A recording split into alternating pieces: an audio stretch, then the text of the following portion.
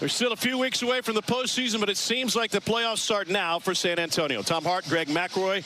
We've got Chris Budden and Cole Kublik down on the sidelines. This sense of urgency just has to be there for the San Antonio team that has yet to find good footing this year. They've really had some ups and downs. I mean, you think week 2 against Orlando, you think, all right, this team's got a chance to really put things together. Then you fast forward, week 6, had to have it in that situation. They did with an incredible defensive performance, only to follow it up the following week with maybe their worst performance offensively and defensively of the entire season. So they've been Jekyll and Hyde really all season long, but the offense has really been what slowed this team down. Hines Ward won Dancing with the Stars. He's a Super Bowl champion. He's now a rookie head coach trying to figure all of this out. He's down on the sideline with Cole Kublik. Coach Ward, we've come full circle at quarterback. You've played 4 this season. Jack Cohn, your original starter, back in the lineup today. How do you help him be more successful this afternoon? Try to get the ball out of his hands quicker, protect a little better, and we got to run the ball. Anytime you can run the ball, it takes a little pressure off the quarterback. And today we're going to try to be balanced today. We heard you in our opening clip addressing your team before the game. You mentioned desperation multiple times. Desperation. How do you keep control with your squad while also offering up some of that desperate time? We just need the guys to just give it all they got, man. Remember, they still love the game of football. They wanted it all one day playing the NFL. I need them to play like that tonight. Thank you, Coach. I appreciate it. Chris with Wade Phillips. Thanks, Cole. Coach, Brandon Silver's unable to play last week with an injury. What's the plan at quarterback today? Yeah, Brandon's playing. He's ready to go this week. We'll still use Cole in situations like we have all year, but Brandon's healthy and ready to go, and we're glad we have both of them. Good news. Thank you, Coach. Thank you. Tom? Wade Phillips on one side, Hines Ward on the other. It's Houston and San Antonio. Silvers knows this offense well, and Houston will start with the football. You haven't watched yet this season. XFL kickoffs look just a little bit different. Kicker standing by his lonesome back in the 30-yard line. Coverage team at the far 35, and the receiving team just 5 yards away. John Parker Romo will kick it off. The Houston team that's favored by 6.5 points in this game. They started the season 4-0, but they've lost 3 straight. And week 8 underway from San Antonio. Dejon Lee, a solid return and a spin, but he gets stood up at the 29-yard line. So you heard Chris ask about Cole McDonald and Brandon Silvers. McDonald, a run first guy, started last week, and now it's Silvers, who was starter the first 4 games. They were 4-0. Last 2 games, well, a lot less efficient. He has great feel for the offense and has played a lot of football at the professional level. He's been around it. He understands it. And his ability to process is what separates him from Cole McDonald. He's also a lot more consistent with his accuracy, so it's big for the Roughnecks to have him back under center. He'll throw on first down, pulled it back, and then was able to find Deontay Burnett. And it's a pickup of 5 on first down. A.J. Smith is the offensive coordinator. Pardon me, said he was out of bounds and incomplete before he secured it. This is going to be a pass-first offense. It is. That's really who they are. As you can see, Delonte Scott, however, number 45 for San Antonio, their best defensive player, limping off after the first defensive snap. San Antonio's defense has been its strength. They lead the league in points per game allowed. Silvers to the slant, and that's incomplete. Got to find Bryson Allen. A little off the mark from Silvers. He's been nursing a throwing arm injury. Some have said it's an elbow. Some have said it's a tricep. Either way, hasn't had a ton of repetitions, being limited at times in practice this whole week. 3rd and 10 for Wade Phillips offense.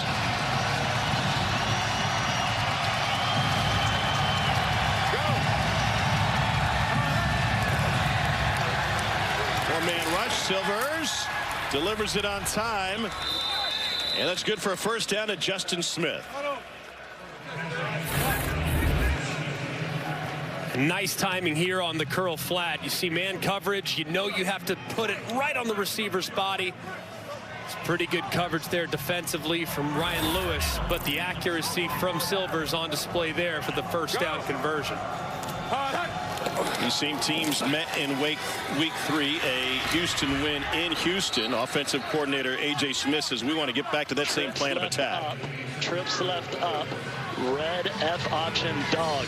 Now last time the corner trapped the hitch, so Z take an outside release. Brandon be looking for that trap corner, and then down the baby on the F. Hey, red F option. It's a lot of instruction. And he's talking about this corner up here to the top with his eyes inside. But right here, it looks like man coverage for San Antonio. Second down incomplete, and a really slow start for Silvers. Just 2 for 5.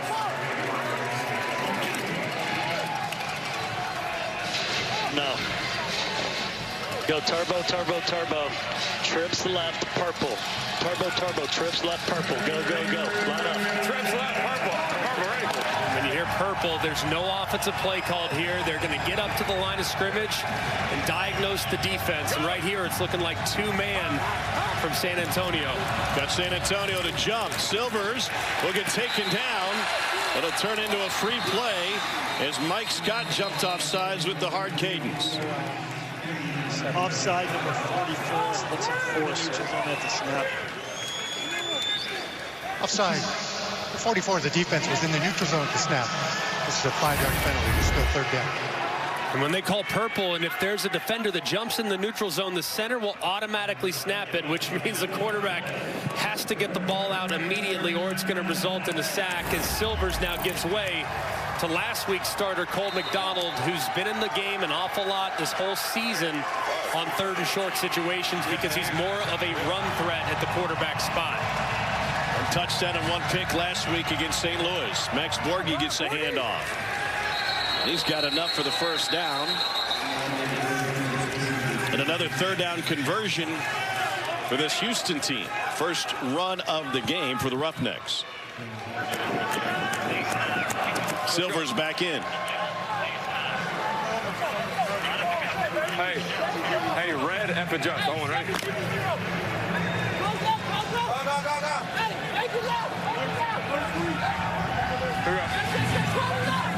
Go.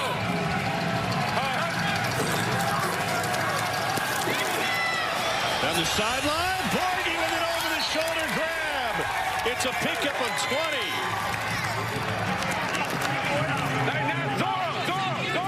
And they're going to try to go fast. And this is great recognition here, and really nice job, too, by Deontay Burnett, who gets the little bit of a pick or a rub, whatever we want to say right there on the guy trying to cover Borghi, and he has a big play. Silvers takes it himself and is only able to gain a yard. Trio right, Reno. Reno check, Reno check.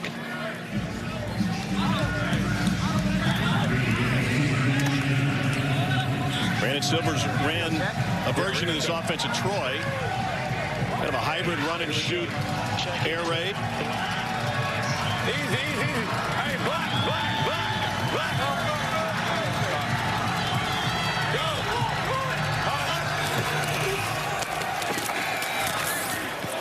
And that one's complete again for 4. First catch for Travell Harris out of Washington State. And a big hit delivered that time by number 15, Jordan Williams, who at the 2nd level for San Antonio does an amazing job. One of the most productive defenders in the entire league, all over the field. They can heat up the quarterback, too, with great speed. Roughnecks have already converted a pair of 3rd downs. Play clock at 2.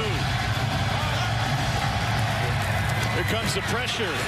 Silvers gets away. Sidearms for a first down and more.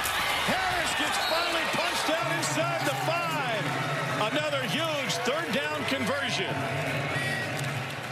A really nice job here, stepping up by Brandon Silvers. You see the wide rush around the right-hand side. He steps up, keeps his eyes downfield. Harris uncovers, excuse me. He makes the accurate throw for nice run after catch as well. Just a great job of Silvers moving up in the pocket and continuing to keep his eyes downfield. San Antonio, one of the best quarterback pressure teams in the league. Hines Ward wants to use the timeout here. He wants to challenge. Hands to the face. Yes. To the face. Yes. By which tackle? Left tackle or right tackle? The right tackle. 79. 79 right tackle. And you hear I got a good look. Every coach has one challenge in the XFL. You can challenge anything. You can challenge penalties. You can challenge no calls. Frank, he's challenging hands to the face, right tackle 79, correct? San Antonio is challenging hands to the San Antonio is challenging hands to the face. The offense. So I'm starting with my card. Again, there's a rip, there's a quick hand to the face. I don't see anything prolonged. Go to that end zone shot. He's looking at it. James Moore's the right tackle. Mike Scott the rusher. End zone shot shows me pretty much the same. His left hand is on his head. He's looking at his left hand on the back of the helmet too. Hines is. Left hand on the back. His hands in his face. Fouls the right hand. I don't see anything prolonged. He doesn't pin the head back. Frank, after review, there's no foul for hands to the face. There's no prolonged action. There's no forcible below, and he doesn't pin the head back. So the ruling on the field. No mask. There's no breath. Okay. Nope. After review, there is no foul for hands to the face by Houston. San Antonio has lost their ability to challenge for the remainder of the game, and they are charged their first time out. And it's rare that the coaches, this is by far the earliest I've seen a challenge used in the 7 weeks and change already. As you can see on the right side, the hand is up close to the face mask, and it can be engaged, but doesn't feel like it's prolonged. And you heard Dean explain exactly what boxes need to be checked for that hands to the face to be called. Didn't feel like there was enough there. And as a result, the play will stand. Hines has been red hot with his challenges all season. Much better than the average in the league. Borgie the running back. First and goal for Houston. 11th play of the opening drive. Borgie trying to find some space. Gets taken down after a gain of a couple. Jack Kerner, the safety from Iowa, came in to make the stop. Regular. Strong left, nasty. H-orbit, Bronco stare. Z clamps. Strong left, nasty. H-orbit, Bronco stare. Z Strong left, clamps. nasty. H-orbit, Bronco stare. Oh, ready. I'm really only focused on the word nasty. That means it's a tighter alignment. So nasty, that X to the top, technically the backside receiver. He's in a tight alignment. Orbit means the receiver's going around him. The throw. Caught! Touchdown, Houston. Deontay Burnett. Nasty leads to 6. And now the XFL, they can choose what they want to do from a point after perspective. There's no kicking here. Good start. Good start indeed. Cashing in on a 12-play drive. Y on. Same Broncos. Oh, ready. They are 0 for 7 going for 1 this season. You see the options available.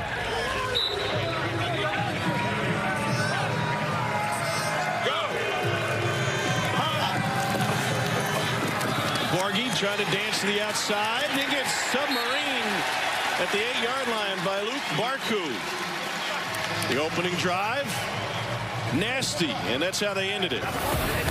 Not nasty if you are a Houston Roughnecks fan. Great play action fake in the middle. You find the glance right around it for a nice opening drive touchdown as Houston's on the board. There it is. There it is. Touchdown.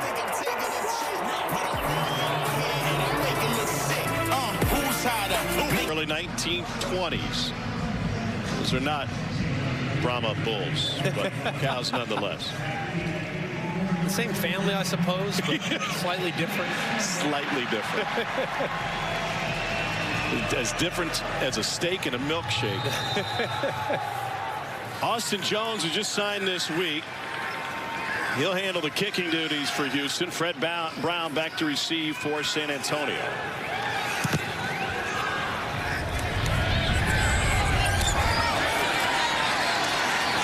Full head of steam.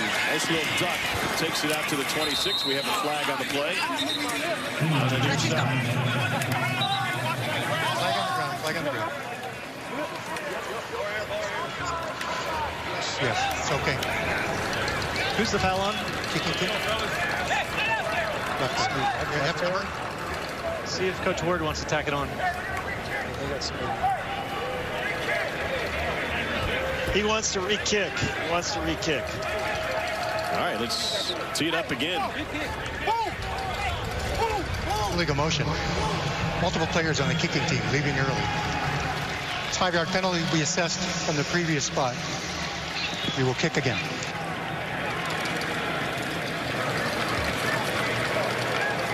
Gonna give him a mulligan. And of course, you cannot move if you're the kicking or the return team until the ball is caught. And understandable here that with an offense that has at times had their fair share of difficulties, San Antonio opting for the re-kick because just a week ago, Fred Brown took one to the house, the first kick return ever recorded in the XFL. So Brown sneaking up towards his 10-yard line. This will be a short one. Takes it at about the 18. Couldn't find the first hole. And gets bounced backwards. Brandon Silvers led Houston to an opening score. Here he is with Chris Budden. Well, you miss a week, you get right back into rhythm. What was working on that drive? Yeah, a couple, passes I got to complete. But, it's good to be back out there with the guys. How you feeling after the injury? I feel good. I felt good all week. Told Coach Wade I was good to go. And, he gave me the thumbs up. So, I'm out here trying to sling it around a little bit. Awesome. I appreciate it. Awesome. Thank you. Back from a grade 2 tricep strain. Meanwhile, 4 different quarterbacks have started this season for San Antonio through 7 games. It's back to Jack Cohn at quarterback. Former Wisconsin and Notre Dame standout. And his first pass is complete as he works it in to Landon Akers. So here's the background for Jack Cohn. Made his mark in the Midwest, helped Wisconsin the Big Ten championship game, and they ended the season the Rose Bowl in 2019 before transferring to Notre Dame, and he came out slinging and set a Notre Dame record in the Fiesta Bowl for passing yards. Eventually signed with the Colts as an undrafted free agent.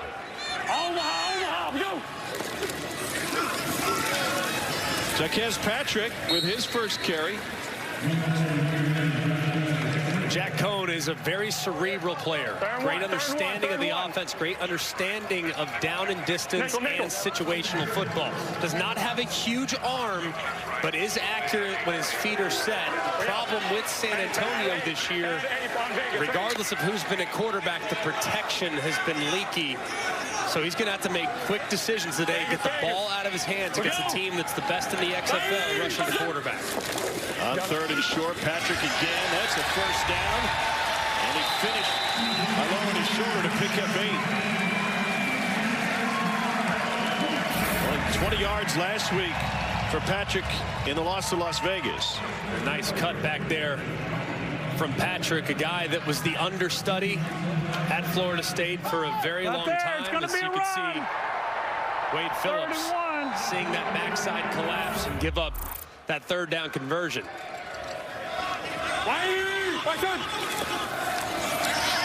Cohn working it to Patrick, able to thread the needle for a first down.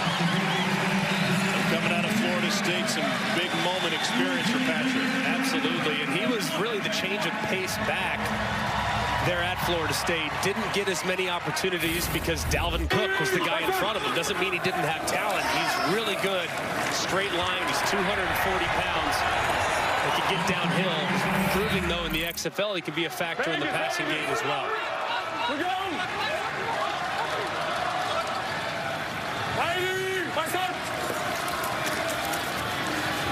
Cohn steps up, lets it go deep. And a collision, but no flag, incomplete. Trying to work it downfield to TJ Vasher, who's been one of their key weapons over an inconsistent offensive season. Vasher has great length. Problem with him is whoever the quarterback's been, and we've referenced it, there have been plenty. They haven't really given him an opportunity to use his length. He's 6'6", and there have been way too many long foul balls. And another one right there, even though Cohn had to get rid of it because pressure was coming off the left-hand side. Been a busy quarterback room for San Antonio. Cohn started the season. Juwan Pass started last week against Las Vegas. In between, there's Kurt Bankert And Reed Sinnott, Bankert, suffered 3 fractured ribs last week. Was able to finish the game, but they weren't positive that he'd be able to go and be effective this week. And they added Paxton Lynch this week, too, former first-rounder, most recently having played with the Orlando Guardians. So quarterback has been very up and down for San Antonio. Shift in the pocket, and that's complete for a first down to the 20-yard line. Landon Akers had a big game last week against Vegas with 75 yards on 6 grabs. A nice job here by Cone, sliding in the pocket, buying just a little bit more time to allow Akers to run the over route. He squeezes it in between 2 defenders and picks up another big play. It's been a really nice start for San Antonio offensively. 8th play of the opening drive. Patrick again. They've shuffled offensive coordinators. Jimmy Johnson is the play caller. Let's go nickel 13. Nickel 13. Somebody get Nick. Nickel 13. Left hash. Let's go toy right. F back. Bad Twix F gone. Hey, bad Twix F gone. Bad Twix F gone on Vegas. Ready? I've never had a bad Twix. They've gone Twix in the past. It's been a little bit of a screen, so let's see if they run that screen to the left. Go around. There you go. Now you should have a screen to the left. Should be good against pressure. Patrick sneaks out. Good hands. Got through the first. Got through the second. Chuckes Patrick. Touchdown, San Antonio.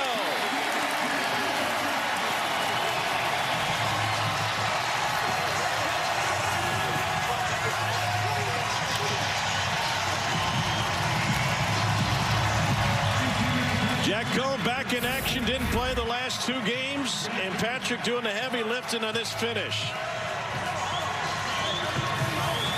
Really close. They're looking at it. Great call. Pressure off the left-hand side. Push the clock. A.J. Hendy applying that pressure and just had the screen right into the face of that pressure as Dean Blandino will take a look to make sure that Patrick crossed the plane. 2 angles together at the half-yard line. It will be first down and goal. You can see Dean's already done with it. He's very quick right there. As you can see where the ball is, where the foot is out. And they stitch those 2 looks together. As Dean makes a quick adjustment, and it'll be first and goal for San Antonio. But don't take this for granted. They had 4 opportunities against these Roughnecks a few weeks back. First and goal. And they were stopped, which ultimately led to them losing the game. John Hillman in at running back. Hillman hit as soon as he got it. All right, so you referenced the goal line stop by Houston a few weeks ago.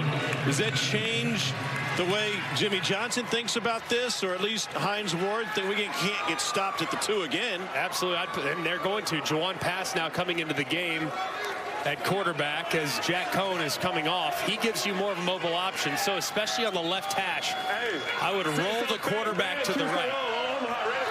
Meaning I can give you a run-pass option, get quarterback-run game involved in this part of the field so you can pick up that extra blocker with the running back out in front. Pass keeps it, and he gets taken down behind the line of scrimmage.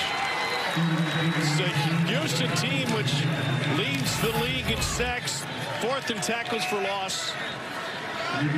It's just extremely well played by Houston on the left-hand side. Really nicely done there by Rivers, number 47, who really blew up that pulling guard.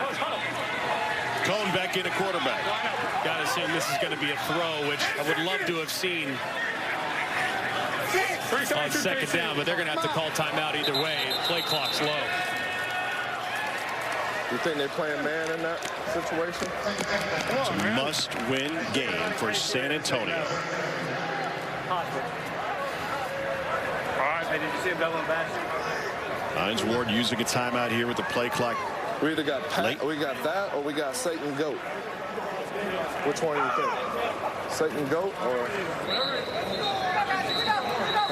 Let's go nickel. What you wonder here is probably telling us our seed. 4 down territory. Yeah, trips right beta. Let's go 74, Satan Goat. Trips right, Beta. 74, Satan Goat. Critical play here. Good? Yeah, we got one for both sides. 74 on Vegas, ready. So here's Satan Go. It makes me think sit and go, perhaps.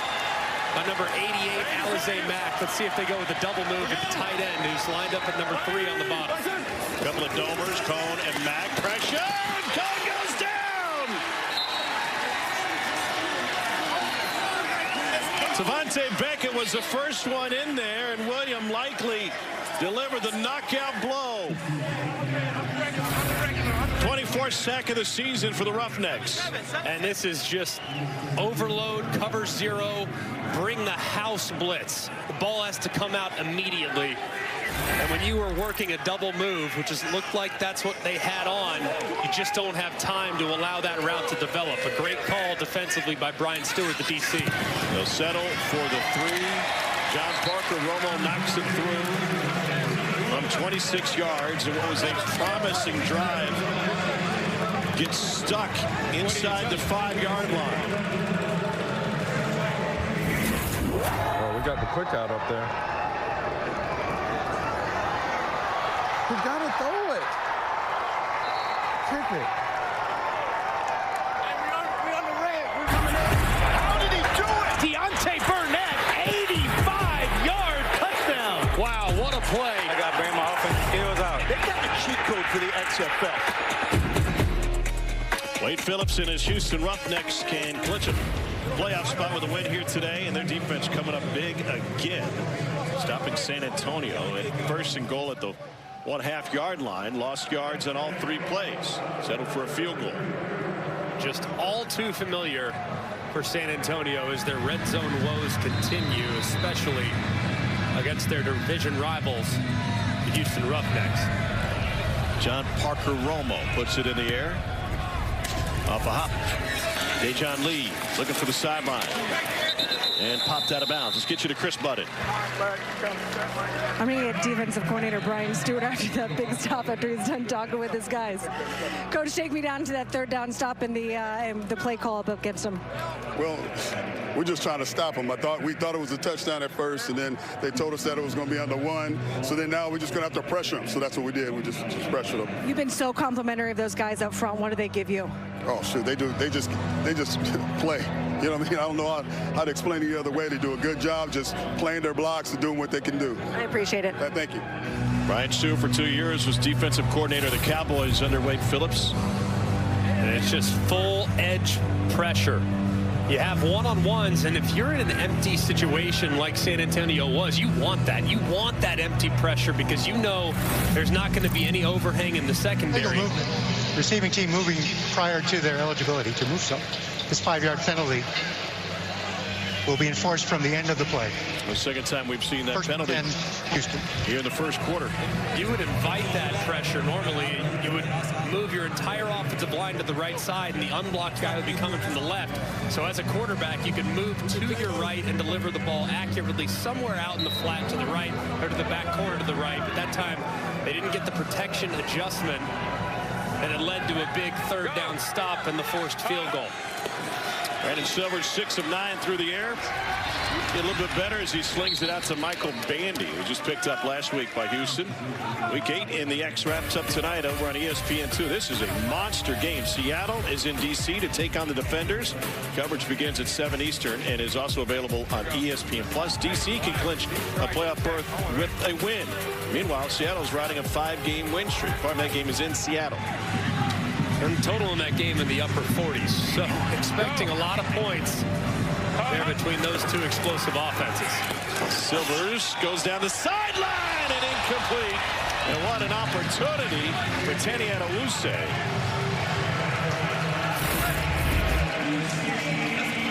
And as you can see, they are dropping that corner inside. Eyes are completely in the backfield the entire time. Silvers throws right exactly where Adewuse wanted it. And Hines Moore, the former all-pro wide receiver, saying that's why you play defense right there. You got to reel that thing in on the sideline. Third down 6 for Houston. To the slant, first down and more, and plenty of running room for Justin Smith, who takes it all the way to midfield. 21-yard gain. You mentioned that San Antonio's playing a lot of man coverage, about 90% so far. Yeah, I would say probably right at that 90% mark right there. You get such a great route against man coverage. It's a simple slant. You're running away. You get a receiver with quick action. You get immediate separation. You hit him in stride on time, and he's got room to run after the fact. Does Brandon Silvers want to see a lot of man coverage? All day long. Strength of Houston's entire team are their wide receivers, even in the absence of Jontre Kirkland, who was by far their best weapon. Their wide receivers are deep, and this style of offense is built to destroy man coverage. There's a lot of reads. There's a lot of things that you can throw at them, and their receivers are also very effective coming out of the backfield at the running back spot too. So I think San Antonio needs to get off man sooner than later. Silvers says, I got this. They've got an early lead. After an opening 12-play, 70-yard touchdown drive, then a huge goal line stand by their defense. An XFL South matchup, and Houston has the early edge through one quarter. Move the chain, move the chain, move the chain, move the chain, yeah. The Alamo Dome, home of the XFL Championship, just a few weeks away. Here's a look at the championship timeline. On April 29th, we'll decide the South Division winner. Division winner hosts that game. The next day, Sunday, April 30th, we'll be at the game to decide the North Division Championship. And after this weekend, there could be a three-way tie for first in the North. And then back here in San Antonio, May 13th. Sunday night game to decide the XFL champion. Tickets are available at xfl.com/tickets. Mike Scott loose, going through his dance moves. 2nd and 10.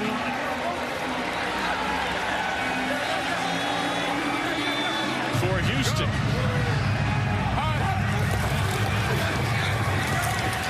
And they'll put it on the ground. Cole's down there with the other Scott. Delonte, how do you grade Mike's dance moves first? My brother, he a dancer, man. I give him 10 out of 10. Can you take us through this play, like when you're watching your brother out there? Tell us what you see. I see him sitting there, setting the edge. When they try to bring the ball to us. Just take us through right here. Watch the play and take us through. All right. 3rd down. Yeah, get ready for a great rush. What's he thinking rush right now? Probably a speed rip. 3rd and short. Yeah, probably a speed rip or a dip. Oh, you drop him. And now Silver's trying yes, sir! Yes, sir! Yes, sir!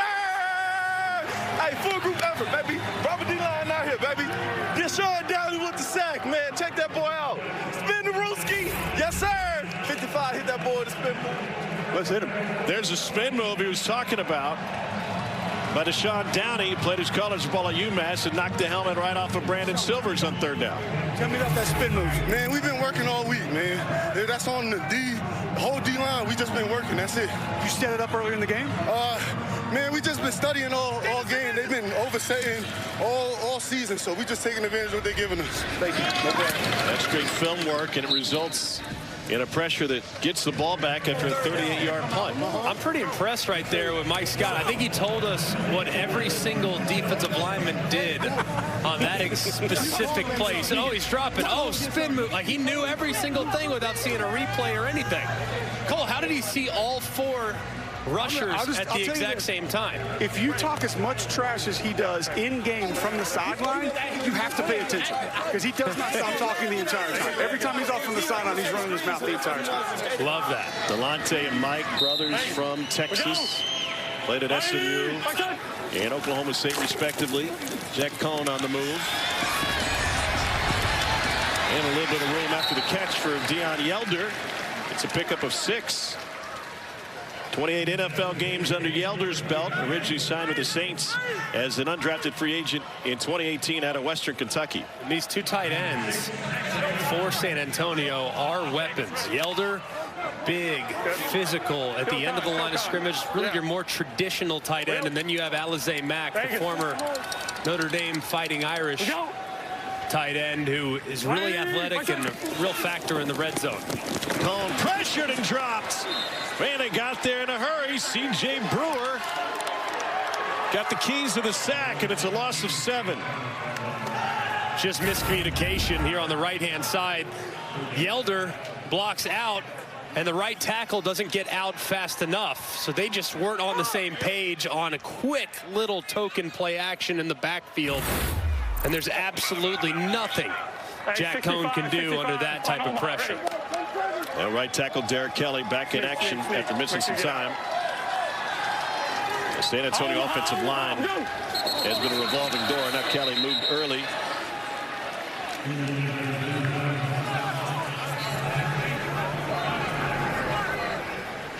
Neutral zone infraction.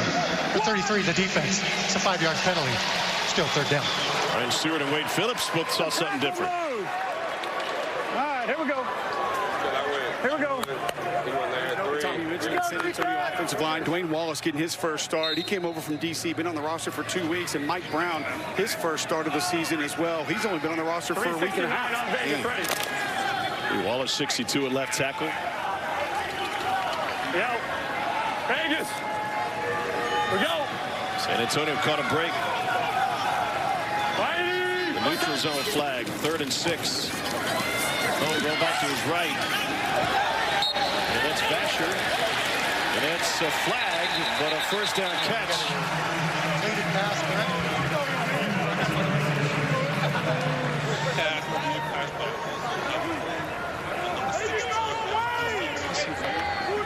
They're going to find it. Take this. Oh, that's a 16. 16 Hold on, 16 white. Holding. Number 16 of the defense. This penalty is declined. The result of the play is the first down. It's Raleigh Tejada who got flagged. Unbelievable catch here by Vasher. Cohn doesn't like anything play side, works all the way backside. The coverage is really tight as a result of that hold, but look at the wingspan of Vasher. 6'6", being able to stretch out and get it. And now a huge gashing run by Jaquez Patrick. Picks up 13. And San Antonio will move the chain again.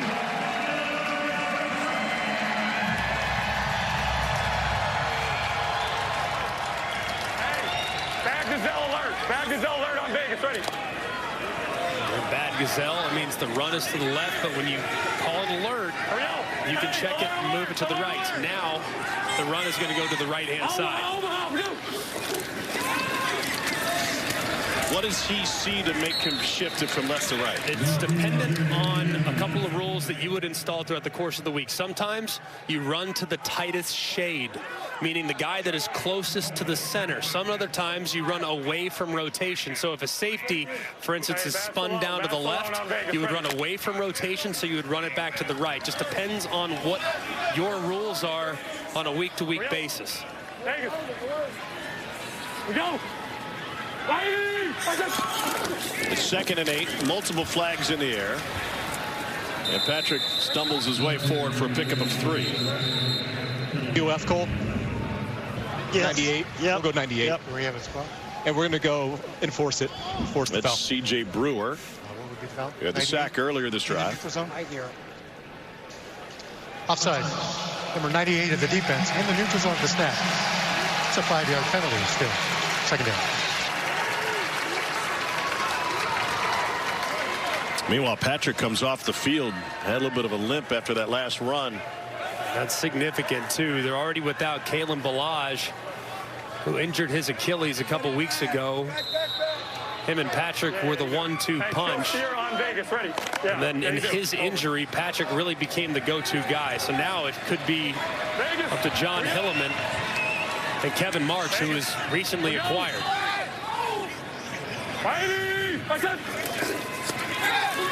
Play action. Cohn gets out of the pocket and is able to scramble for the first down. Jack Heflin got a hand on him but couldn't bring him down before the marker. A good job of Cohn stepping up in the pocket, recognizing the coverage good. Go get what you can.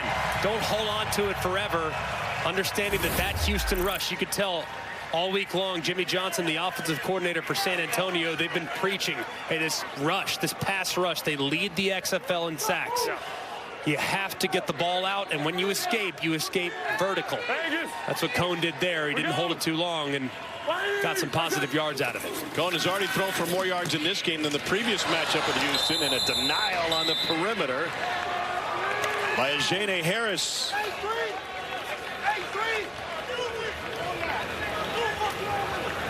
Stay nickel.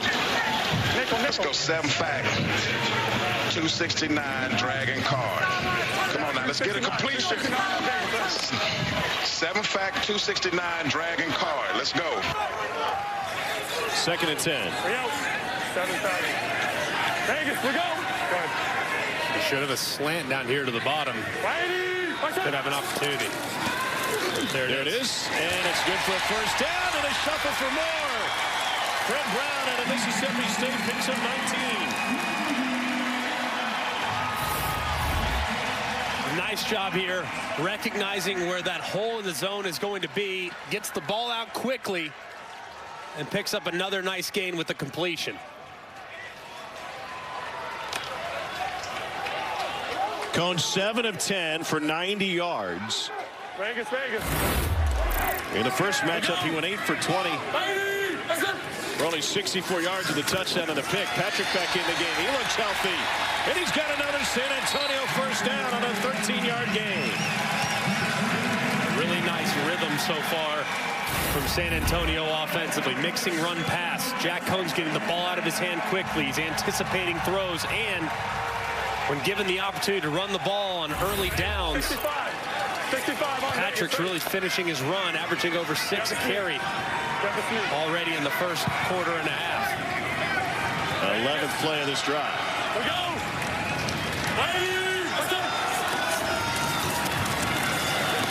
Cone that tripped up and gets taken down. Jack Heflin with the sack. Glenn Logan of LSU is in there as well. And Logan is still down. Well, Jimmy Johnson have a little bit more time to think about the next play call. Logan, a 4-year starter, part of that incredible national championship team in 2019 at LSU under Ed Orgeron. And in the time he got out of college, signed a deal as next in line WWE deal. 6'3", 300. You want to see him coming off the top rope? Yeah, I'm good with that. Yeah, put it this way, I think bet the WWE guys are glad he's still playing football. That's right. Probably a safe Keep the pads on. Yes. So Logan off to the side. We got 7:41 to go in the second quarter and a timeout here at the Alamo Dome. Oh, we got the quick out up there. He got to throw it. Bash. You had him on the fade. Tell him now, if they all out blitz, throw the fade. He's got to get the ball out of his hand.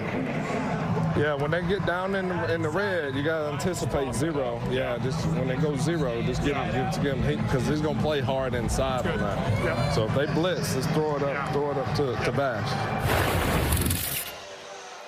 Two things we learned there. All-out pressure, ball's got to come out quick, right? We understand that. The second thing, there has never been a receiver that's ever been covered, ever. So when Hines Ward asked T.J. Vasher if he had him on the fade, that wasn't a real question. That was a rhetorical question. He knew the answer before it even needed to be said.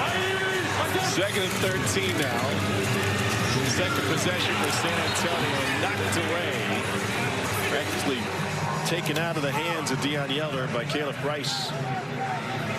And right, he noted basketball powerhouse Florida Atlantic. And right here, too, if you're Jack Cohen, you got to be thinking pressure again. Because why? You're right on field goal range. It's 3rd and 13. It's obvious passing situation. They want to knock you out of field goal range. And the only way to do that is by bringing the heat. So you got to be thinking, hey, ball's got to come out quickly here because a sack might eliminate the chance to get 3. Cohen, get rid of it.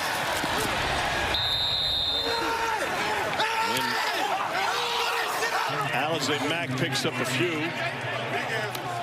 And they'll try for a field goal from John Parker Romo, who's already hit from 26. And they brought the heat again, too, and they had it nice and protected with a nice 7-man protection. He finds an outlet to make this field goal 3 yards easier. 42-yard attempt.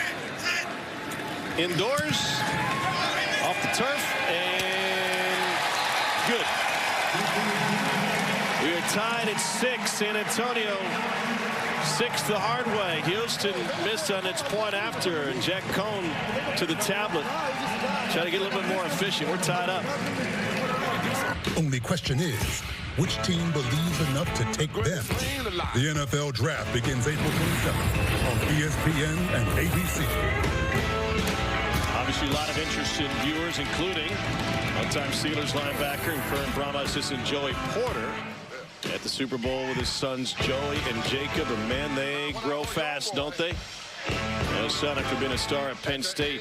Joey Porter Jr., number 2 player in the state coming out of high school. And Todd McShay's got him as a 16th overall pick. Cole, what'd you learn about what draft day is going to be like for that family? I actually talked to Joey Porter Sr. about him before the game. So he's got a lot of meetings lined up here over the next week and a half. And I said, one thing I really appreciate about your son's game playing corner, I don't watch corners a ton. I said, the physicality. He loves to tackle. And he said that was the main thing that those two talked about during his college career, that once you go to that next level, that is not going to be optional, especially if you go to a franchise like the Pittsburgh Steelers. Corners are going to be alone. They're going to be in space. And that physicality cannot be something that you decide to do every now and then. It's got to be there on every play. Joey Porter Jr.'s got it. So does he want him to go to the Steelers? I mean, what does he want? I mean, I really want... You're like that much of a diehard, so ingrained in the Pittsburgh Steeler culture. I mean, what if he goes to Cincinnati? How weird will that be? Well, he's meeting with the Ravens this week. Here's a swing out to Borghi. And he gets bottled up. The funny thing is, I feel like Joey Porter would have been a great Raven. You know what I mean? Like the Steelers and Ravens are kind of cut from the same cloth. Like physical, want to just absolutely maul you at the line of scrimmage. I mean, that's who they are. So if he goes to the Ravens, that would make a lot of sense. But that would make for an interesting dynamic 2 weeks a year when the Ravens and Steelers are playing each other. I think it'd make more sense to go to the Steelers as a Steelers fan who hasn't drafted a decent corner in about 2 decades. How do you really feel? On 2nd and 2, Cedric Byrd can't get back to the line of scrimmage. Jack Kerner coming up to make a big stop. He was signed by the Saints as a free agent coming out of Iowa. 2nd team all Big Ten. We got purple. You hear purple again. That's when they'll go up, take a picture, see what they're in defensively, and then get an optimal call. Once again, it's looking like man coverage here. So here, Bucks, that'll be a handoff, and I like it a lot. There's only 2 guys on the left-hand side. Borghi has space, and he picks up the first down. It turns into a simple math equation, huh? G-Mac, A.J. Smith was telling us about that on the field before the game. He said, I feel like I can get that defensive front 7 misaligned on a regular basis. He did it the last time those 2 teams met and obviously found a way to steal yards again right there. And right there, you have 2 defenders on the left side of the center.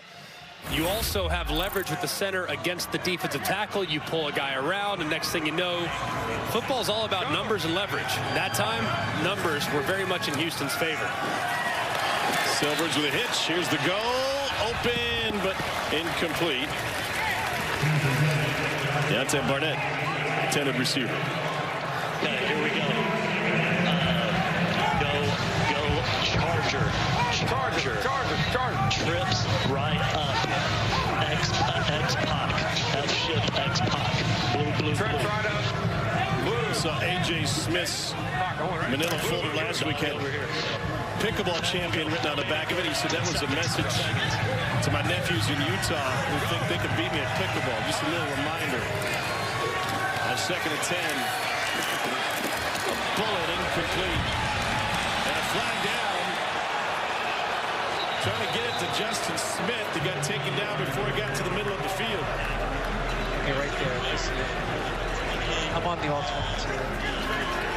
Boom. Where's my flag? Defense 28. Flag good. Jack Kerner in cover. Pass interference.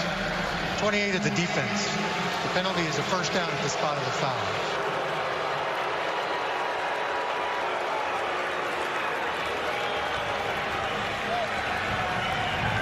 Fans don't like it, obviously, but you can see the defender and the wide receiver making contact. Could feel a little incidental, but either way, probably a good call. Keep an eye here. You have this underneath and this out the gate. They already hit it for one big play early. If they're in man coverage again, could be another big hitter. Looking for it. And a little bit behind. All right, here we go. Give me this. Give me this. Trio right. Reno check. Trio right. Reno check. Just get ready for red fence. Just run red fence. Red fence. Hey, red. And Deontay, that's you in the out here. Red fence. First to go. Yeah. Number 1, Deontay Burnett. Just run like hell. Bottom of the formation. Keep an eye on that. Out the gate, possibly. The safety spins down. And a dead sprint. And it's a sidearm pass underneath the coverage and almost picked.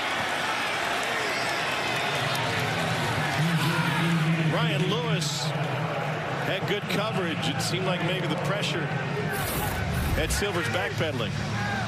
It definitely was. He was feeling it. If you throw it off your back foot, especially late in the flats, it's a possibility that defender could undercut it. Fortunate there.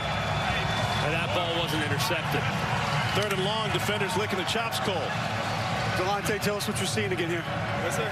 Tell us what you're seeing. All right, cool. We see here is motion. It's obviously going to be a pass. Oh, yeah, Michael, let's go. Damn. Brother just missed him, and it was delivered for a first down on a gain of 11 to Michael Bandy. Another good job there by Silver stepping up. You feel that edge pressure coming around the right-hand side, and a good job, too, keeping his eyes downfield as Bandy uncovers. He delivers a strike for that 3rd and long conversion. Bandy 2 years with the Chargers coming out of University of San Diego. And we hit the 2-minute warning. We've got a tie game here in the first half of a game of postseason implications. And Seattle riding a 5-game winning streak can tie for the North lead with the W. That's going to be a heck of a game. I can't wait to watch it. Can Ben DiNucci, the quarterback for Seattle, can he keep a clean sheet? Because he's a walking turnover. Man, if he keeps a clean sheet, they're going to be tough to beat. Silvers lets it go, and he finds Deontay Burnett, who's now going across the grain. Burnett, a 54-yard run from sideline to sideline to pick up 5 yards. Wow. I mean, Brandon Silvers just got absolutely destroyed. Watch off the right-hand side. Gets beat inside, and he gets high load in the backfield. Let's take a listen.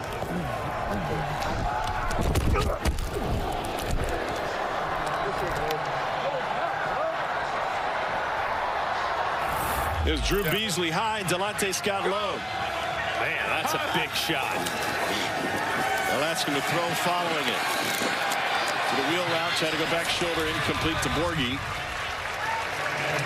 It doesn't seem like much, though. I mean, those hits, they probably always look worse than they actually feel. I'll say that. But the message that's sent to your guys if you pop right back up goes a really long way. Now, that right tackle, I want to kick him as hard as I possibly can right in the behind. But he's hurt. He feels worse about the hit than I do. So it's great to see the quarterback get right back up. That sends a right message. There's 6 of 7 on 3rd down today. Shot to the end zone, and it's knocked away by Barku. Luke Barku got a challenge from his head coach Hines Ward last week. And Hines Ward fired up about a flag that didn't come.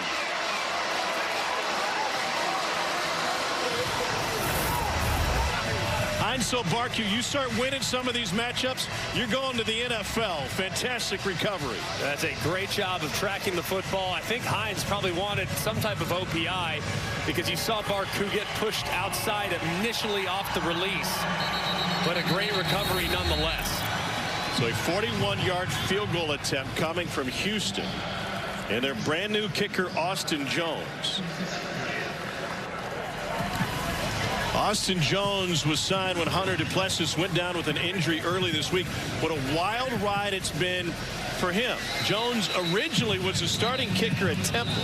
And in a game against Memphis, he tore his ACL making a tackle on a kickoff return. Then he lost his starting job. Got his degree from Temple, transferred to play for Nick Saban at Alabama, was a starting kicker there for only 3 games. Missed a field goal, then an extra point. Did get back on the field for the Crimson Tide. And now his first field goal attempt in the XFL.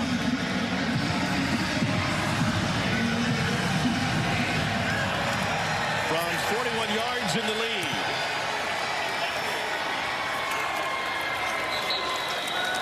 And the Roughnecks are back in front. They led this game 6-0 before a pair of San Antonio field goals tied it up.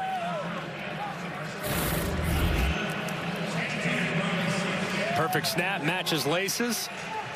Nice high arcing kick. Right through the middle. And Houston takes the lead by 3. So we got 15 total points in this game. The over-under is 38.5. Pick your flag out and then put it back. All right, I'm telling you, I'm about to blast y'all if y'all don't sit there and make the right call. Make the call. You saw him was holding. You saw him was holding. He was about to call it. No, I'm about to blast all y'all. I'm about to blast all y'all, man. Y'all killing us. Y'all killing us. Joy, get back, get back. Get back, get back, get back. Hines Ward certainly has a sense of urgency. I'll tell you what, I can probably take Hines' wrath, but if Joey Porter starts going after the officials, that might change some of my decisions. He has been on them for about 2 straight series, too. I've been standing right behind him. And I know Hines will go in there, and he's not afraid of a little toughness, physical stuff as well, but Porter might scare me.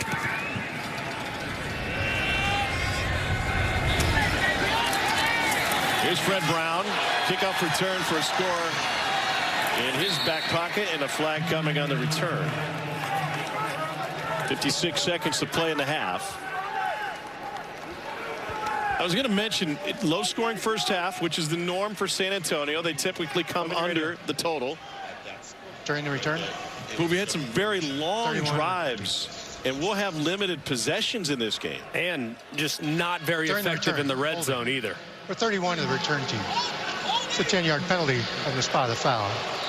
First down, San Antonio. I mean, this thing will stay under all day long if they keep settling for field goals. And with San Antonio's challenges inside the red zone, it's been a big reason why they haven't really put this whole thing together in the first 8 weeks of the year.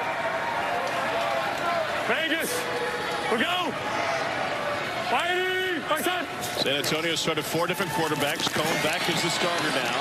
Coming back from injury, and he'll flick it out of bounds. Past the line of scrimmage. Cohn 8 of 12 for 93 yards in this first half. A good decision there. If they do want to go 2-minute operation, which I wouldn't necessarily recommend with this starting field position, you throw it away to preserve the time. But knowing that Houston has 2 timeouts at their disposal, that might be one where I would have told the quarterback to slide, stay in bounds, and take this thing into half down 3. A little bit low and incomplete to Landon Akers. And now Houston, if they can get off the field here, you got to think they have at least 1 timeout at their disposal, depending on what San Antonio decides to do offensively, and they're going to have great field position. Don't make a first down, I'll call timeout. So there you go. You hear Wade Phillips telling them immediately what his plans are before the ball's even snapped. We go. Line is dropped to Houston. Give him 4.5 now, and that goes for a first down to Fred Brown. Clock will stop after the first down conversion. Rules that resemble college, but there is a flag down in the backfield. Personal foul. Roughing the passer. The defense number 17. This 15-yard penalty will be added to the end of the play. Automatic first down. As DeAndre Johnson. That flag for roughing the passer. There we go. I didn't think that this was necessarily roughing the passer. I mean, he's engaged, does kind of go a little high. You make contact with the quarterback's head, you're going to make that happen, but I don't know. Finally, somebody gave us a call. I think that one, I'm not sure it's a makeup call, but not the most egregious roughing the passer I've seen. Another flag down. They go over the top to Alizé Mack. Notre Dame, pickup of 7. Offside defense, number 45, lining up neutral zone. They want to take the penalty, so it'll still be first down. John Daka, guilty party this time. Offside. Number 45 of the defense was in the neutral zone at the snap. It's a 5-yard penalty. It'll still be first down. Cole, how does that happen? How do guys get close to the football lineup in the neutral zone? Well, a couple things. One, you're always trying to push the limit. You always want to try to get as close as humanly possible. And a lot of times when you look down, you lean a little bit further out. But there are certain plays the center can do with the football where he kind of inches it a little bit forward when he addresses it and maybe potentially gets you into that neutral zone. You just got to know where the ball is and make sure you're behind it. Can't imagine a center engaged in gamesmanship like that. 2 inches he just gained right there. Yeah. That's how McElroy spots his ball on the green. Move the corner up a little bit. Pressure on Cone. And incomplete. 28 seconds left.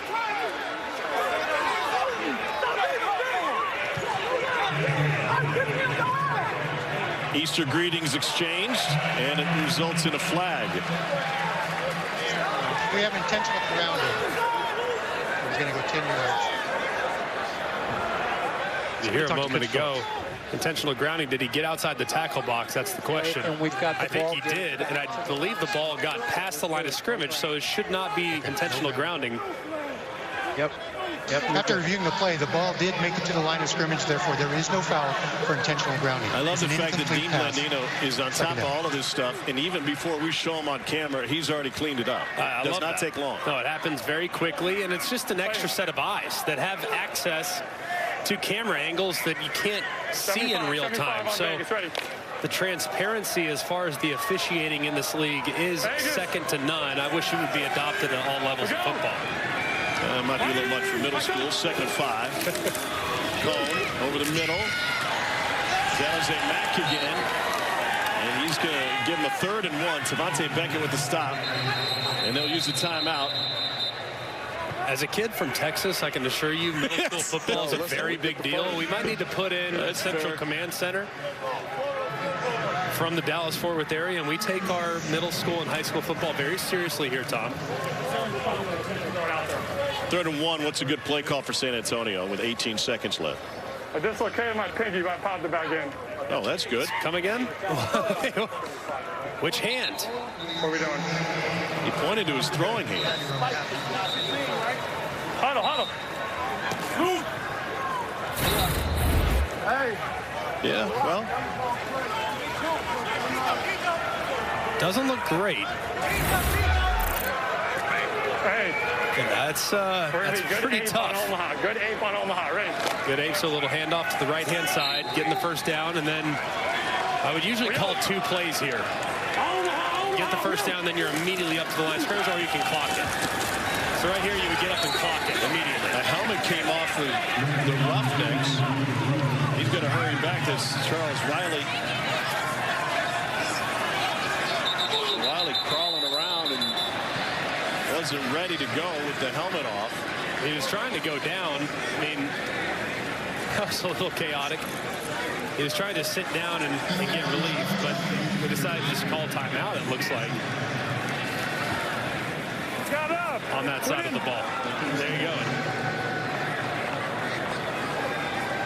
Are you kidding me? Who called timeout? So you can see the helmet on the left side right there. Coming off after he beats his offensive lineman inside. So what a bailout for San Antonio. A huge bailout. Brahmas are out of timeouts. But they would have clocked it right there anyways and maybe wasted a second at most. But like you said, getting other play calls in, a chance to collect their breath. Going over the middle, intercepted! William Likely had it thrown right to him.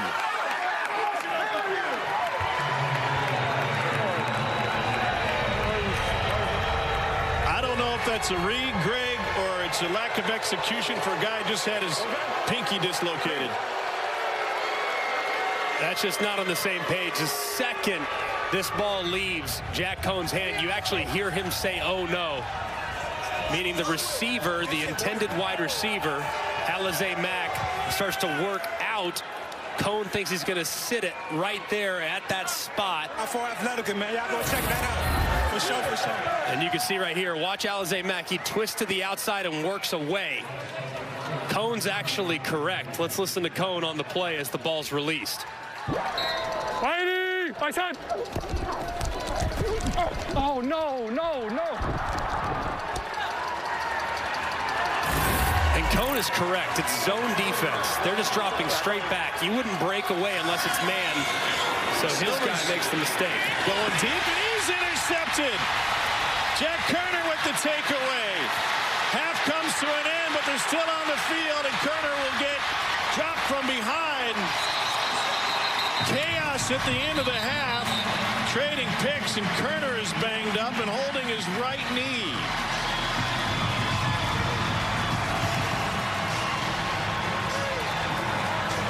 Well, Silvers was going to take a shot. No worse for wear on the Houston side, but real concern with Kerner of San Antonio. Just a greedy decision here from Silvers. Can't get enough on it. Kerner's over the top, and he makes the play and ends the half in exciting fashion up until the end when he gets hit low, and it looks like that right leg gets buckled underneath him. Just hope that young man's okay.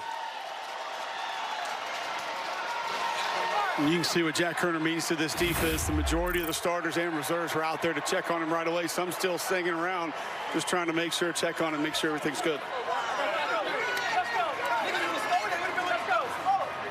Just hoping the best for him. Just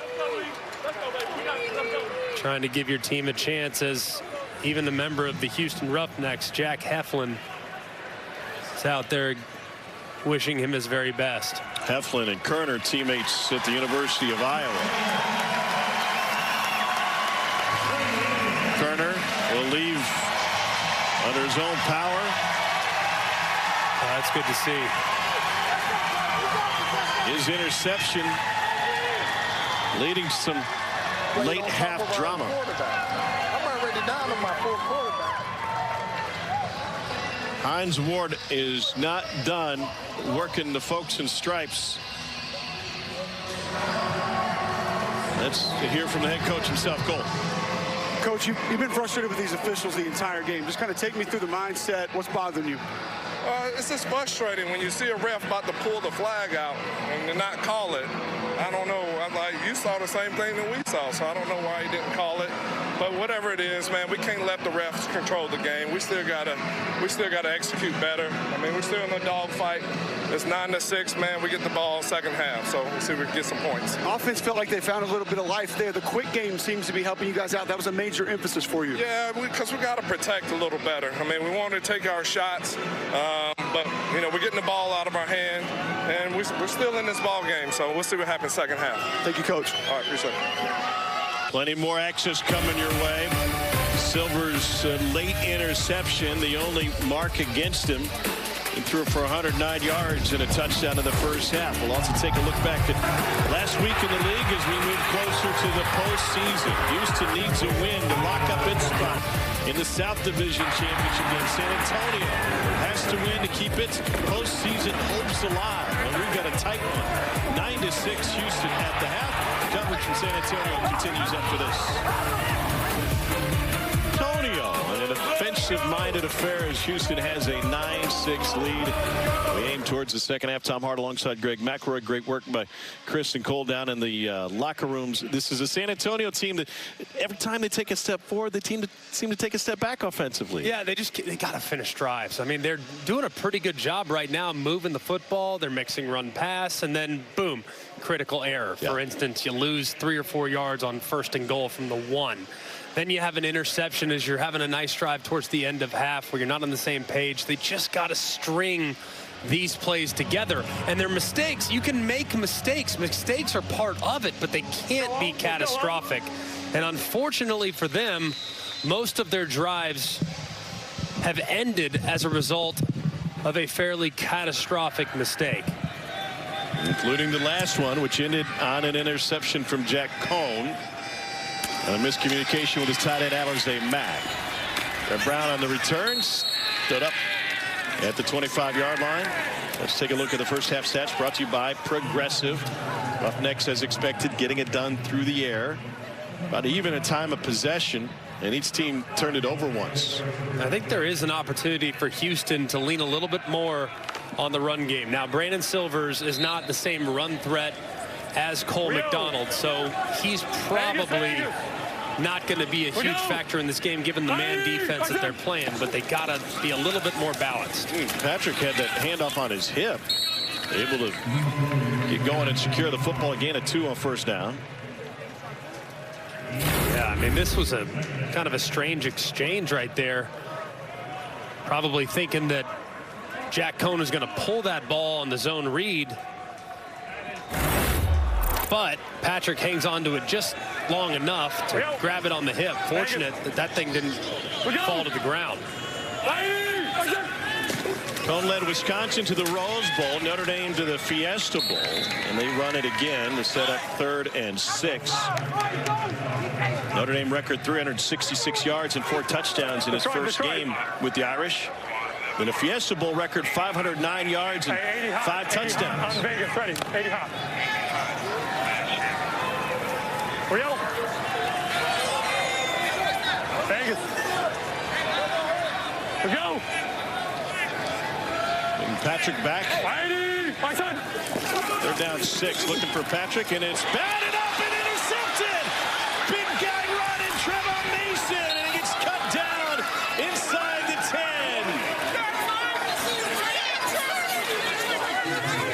Oh, we're that close to a fat guy touchdown. 315-pound rumble and 6'5" to get his paw on it. And a great job initially seeing that ball is going to come out really quickly. He stops his rush, tries to drop out underneath it, tips it up to himself and makes a play. Quick.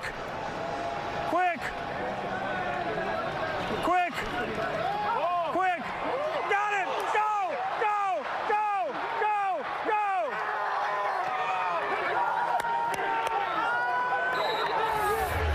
A Roughnecks team which is undefeated against the division and trying to snap a 3-game losing streak after a 4-0 start to the season. Cole McDonald now in at quarterback. Next, Borghi gains 2. 2nd and goal coming. Such a big play. They're still celebrating on the sideline, but get the big fella some oxygen, man. He's got to be gassed after rumbling and stumbling to near pay dirt there on the opening drive of the second half. Sometimes you hear about a player holding the ball like a loaf of bread. He was holding it like a can of soup. The hands are so big.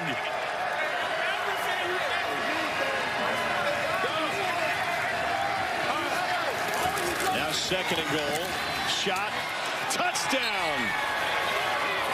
5-yard strike to Garrett Owens.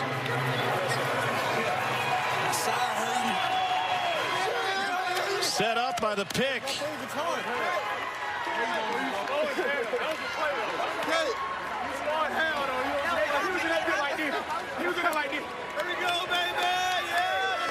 The punt provoker has made the trip to San Antonio, and his team with the lead. They're going to go for one. And you look for a 10-point advantage. They're 0 for 8 on one-point conversions this year. Borghi gets it in.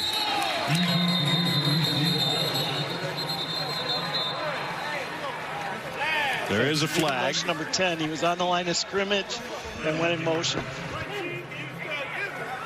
A Justin Smith flag.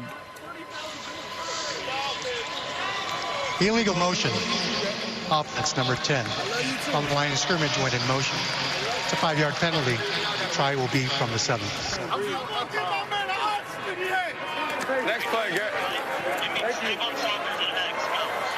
They'll back it up. This is still only worth 1. Here we go. Trips right to Brown. Brown, on one, ready? Trevon Mason set it all up with the pick.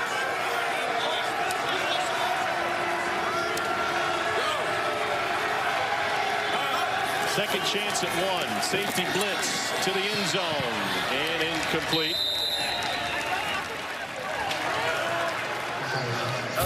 So the 6 came easy thanks to the short field. Just a 2-play 7-yard drive as Owens out of Duquesne takes it in, but it was Trevon Mason who set it up. He's with Chris. Yeah, Mason, glad it took a little bit to get to this interview. We're breathing real hard. How are we feeling right now? I'm tired. My hip hurt. I thought I was going to hurt the quarterback. I got to get a redo on that one. Take me through what you saw on that pick. Man, I ain't going to lie. I seen the lineman wasn't really blocking me. And I sniffed it out, smell a rat. Screen. I seen him throw it. I tipped it, but I didn't think I was going to catch it. But it came back to my head. I said, oh, baby, let's get it. Then I tried to score, and then it was just... How badly do you want to score, and how'd they catch you? I don't know how that quarterback caught me, but he caught me, though. I don't know. I need to get back in the lab, for real, because that was bad. No way a quarterback should have caught me. You're going to hear about that tomorrow. By the way, I've been told many times by coaches and players, please do not interview him. You're going to have a big head after this moment? Nah. Very humble. You know what I'm saying? Very humble. They just say that because I be talking crazy. I say what's on my mind. Yeah. That's all it is. Thank y'all, man. Thank y'all. Appreciate it. Humble just like you two guys up there. That's right. Yeah. Although we can jump over a phone book. He said he was going to hurdle the quarterback. They didn't get off the ground. Solid return for Fred Brown. He said, I thought I was going to hurdle the quarterback. You got to have the excuses built in. He said, oh, man, my hip hurts. Like, I like it because you know tomorrow when they put this tape on, because of the result, you can absolutely crush him. Like, you would never crush your boy after he makes a bad play. But after he makes a great play, sure, you can wear him out, especially if you get hawked by a quarterback from behind. He said he sniffed it out. You could hear his head coach yelling, quick, quick, quick. Even before the pass, Jaquez Patrick carrying the load, pickup of 7. It was a great play, great recognition. And now it's going to be important for San Antonio to kind of bounce back. So far, they've been their own worst enemy so far. Good. Need to get back to trying to establish the line of scrimmage, mix some run pass, get their quarterback re-engaged. Interceptions on consecutive possessions for Jack Cohn in San Antonio.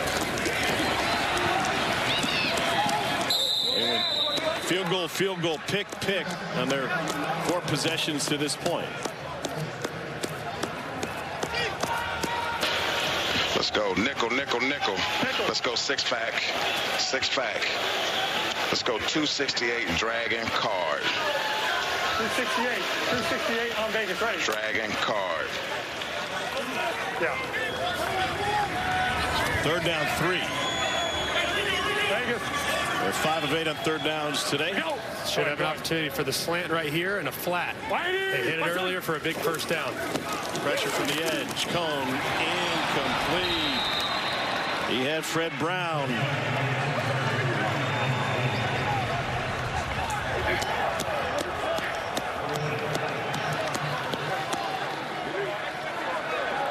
Where to hit him? Hines Ward knows it's getting late early. For all intents and purposes, they need a touchdown today to stay alive in the postseason race. Brad Wing on his son's 10th birthday gets it away, and a fair catch asked for it will carry into the end zone. 56-yard punt for Wing. Smiling a happy birthday for his son. Hello, Elsie, and happy Easter. XFL coverage continues from that. So field goal, I'm looking to see, where the laces are. Because, trying to make Brad's job easier too. So if he doesn't have to spin the ball, then it's a really good snap. So hold on, as a long snapper, you have that much control over your snaps that you can put the laces where you want to for the holder? Yes, sir. Okay, then. Rex Sunahara all smiles. This guy's had a wild athletic journey. He started his college career playing basketball for Danny Hurley at Rhode Island. Talked to him before the Final Four about Hurley. He said, the best coach I have ever played for. Knocked away by Scott. And sure enough, he was able to back that up by winning a national championship with UConn last week. You go from playing basketball at Rhode Island to being a long snapper at West Virginia. There's a lot of athleticism. And as he proved, film work there. You ever hear a long snapper doing that much film work? Matching laces is a lost art. And obviously you get up there to the highest levels of football, this being one of them. Those guys are good enough where they can adjust it a quarter turn every time they throw it back. And as you're a holder, which I was, it makes your life very, very easy. To the slant, and Michael Bandy was able to pick up 6. And he's hitting the smelling salts on the sideline, too. Yeah, he's not your normal long snapper. For it. I've never heard that about the laces, G-Mac. I was blown away when he told me that before the game, that he could control it that much. That is wild. I have a newfound respect for kickers and long snappers. Those guys are ridiculous, man. I mean, those long snappers up there in the biggest show, they're unbelievable. Roughnecks 6 of 8 on 3rd down. Batted away at the line of scrimmage. Delonte Scott got his hands on a couple on this possession. And it also looked like Downey was in there as well. Coming off the left-hand side, one-on-one. Saw that quarterback start to release, knowing he wasn't going to get home. He puts that left arm up to deflect the pass. Great stand there by San Antonio defensively. Things were reeling a little bit for their offense. Had to have a stop. They did. Now they'll give it back to him.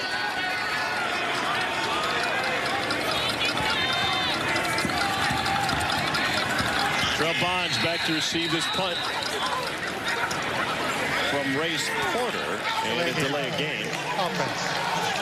5-yard penalty. See, Cole, you gave the long snapper and kicker and punter way too much love, and now they take a delay of game. Come on, man. It's a law of averages right there. You give them love, and then now you have to take it away. It's just the way things work. Return to the mean. That's all it is. Brian Corey's the long snapper for Houston. Played at Division III Carnegie Mellon and was a school record holder in sacks before moving on to the Indoor Football League, the Spring League, the CFL, XFL, and some time in the NFL. They come after it and almost got it. And that thing checks up and takes a San Antonio bounce, a 29-yard punt. Week 8 of the XFL wraps up tonight. DC in Seattle to take on the Dragons, 7 o'clock Eastern on ESPN2. DC beats Seattle 22-18 in week 1. So here's a look at the standings. Vegas and Orlando have both been eliminated. So everybody live in the South, much of that guy's chip, love, and desire, and we could have a 3-way tie in the North with the Seattle win tonight. Tiebreaker is division record, and DC still has huge advantage there. Tonight's game's going to be off the charts. I think, look, it's close because there's obviously 3 great teams in the North, but I would say that Seattle might be the most interesting team, and they just signed Philip Lindsay, the former Denver Bronco, a guy with a lot of juice at running back. So a team is extremely interesting. DC's first loss of the season came last week against Orlando. And meanwhile, Seattle red hot. DC with a win would host the North Division Championship. Keep them undefeated. You saw Ryan in division, I should add. Ryan Lewis helped off the field a moment ago by the athletic training staff. John Hilleman able to pick up 8 on first down. You hope Ryan Lewis is okay as he was helped off now in the medical tent. Very emotional as he was going to the sideline. And San Antonio with another nice 1st and 10 run to open the drive. Now what can they do with it? Jack Kerner still hadn't played this half after getting injured on his interception to end the first half. Hilleman with the spin move. And he might be just short. Nope, it's good enough for a first down. Good individual effort here. Wasn't there initially, but you see him spin inside. Beckett over pursues, gets north and south, and picks up just enough for the first down. Vegas! We go!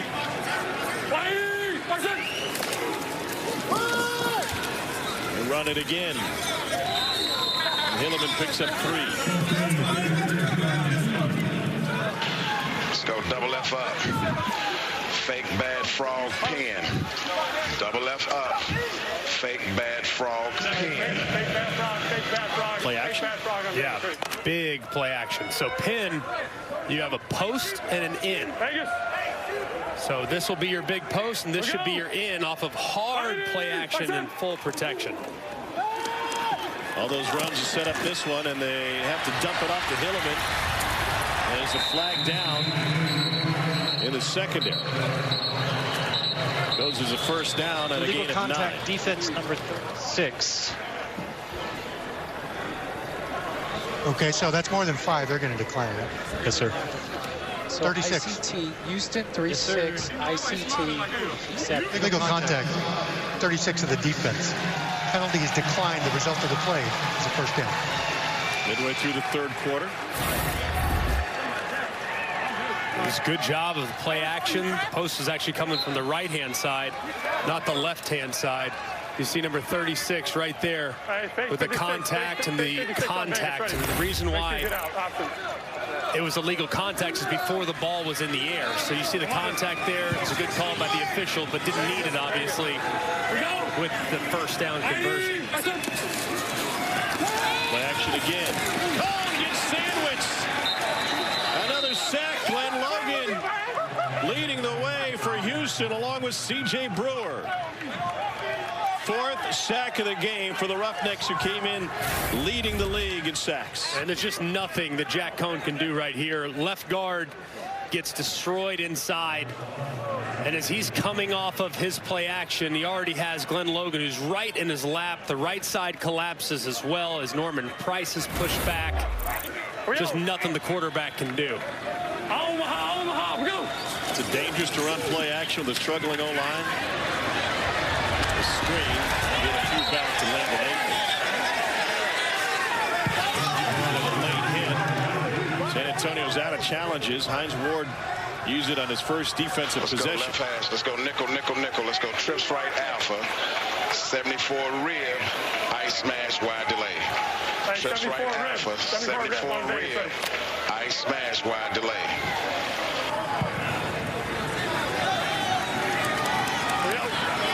Here's your wide. That'll be your outlet if your smash isn't there. Might have a smash in one-on-one here. Cone. Got a run. Oh, he got walloped. And there's a flag on the play. Jordan Mosley delivered a hit. We got 2 fouls, guys. We got 2 fouls. We actually have 3. So hang on here. Wow. DeAndre Johnson is still down, injured. What do you have? Cone with a wow.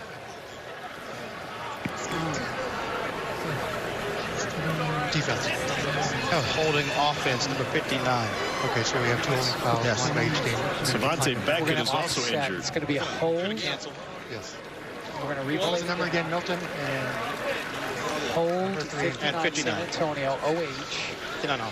there are fouls by both teams. The penalties will offset. Holding, the 3 of the defense. Holding, the 58 of the offense. Ball will be returned to the previous spot. 3rd down. A good job of stepping up. Nothing open downfield. Saw the hold downfield.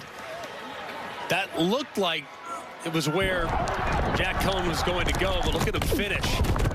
Understanding the down and distance, knowing you have to he also says wow at the end as he gets hit hard along the sideline. 268 on Vegas, ready. Yeah. 8th play of the drive. Vegas. We'll go. My son. 4-man rush.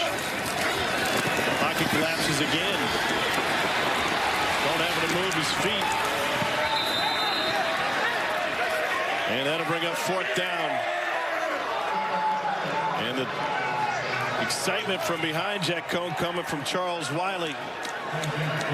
San Antonio just seems severely limited in what they can do with this offensive line play. And when it's obvious passing down situation, it's really difficult. They're a team that absolutely has to stay on side and stay on schedule because their tackles are really struggling against the speed. They're going to try a 59-yarder here from John Parker Romo. This one's going to come short and wide and no good. Good field position for Houston. Roughnecks can secure their spot in the South Division Championship with a win here in San Antonio. XFL returns after this message and a word from our ABC stations. Men on the field. San Antonio has another chance of 4th down, and instead of attempting a long field goal, to put the offense back out there. Well, Jack Cohn trying to convert here on this 4th and 3.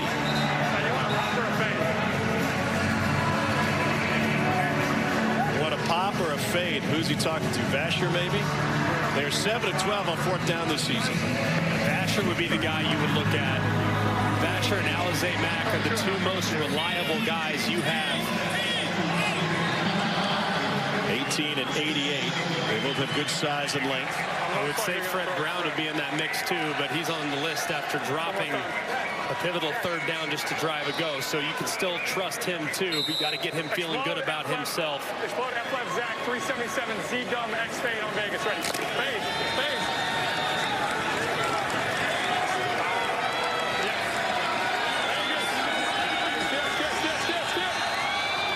Pivotal play for San Antonio. Got to work the tight end side. That's where you want to be, left side. Kerner partly quickly. Cohn, and it's dropped by Fred Brown. You mentioned it before. He had a drop previously as a quarterback, as an offensive coordinator. Is that into your mind? It should, but then again, he's been a reliable weapon. He's 29 years old, has played a lot of football. Ball was a little low. One that he's got to be able to handle, though. It is at the kneecaps. Not saying it's an easy catch, especially when that nose is down. But that has to be one that he's able to reel in. That's now consecutive pivotal drive-ending plays. So now it's up to the San Antonio defense without one of its stars, Jack Kerner, who got injured at the end of the quarter after a long interception return. Cole is down on the San Antonio sideline. He's got Jack to walk us through what San Antonio is trying to do defensively. Jack, you're calling out ball there. You can't help it, can you? No. Yeah, like I said, unfortunate things happen. You just got to roll with the punches. I want you to take us through just kind of what you're seeing here defensively, if you don't mind, just kind of through your eyes as a safety who's normally in the game. Yeah, so, we're knowing that they like to get their guys in space a lot, so we're trying to do as much as we can to eat up the space when they're getting their good little backs in space. But, we see them coming out here in a 2x2 formation here. It's like man coverage.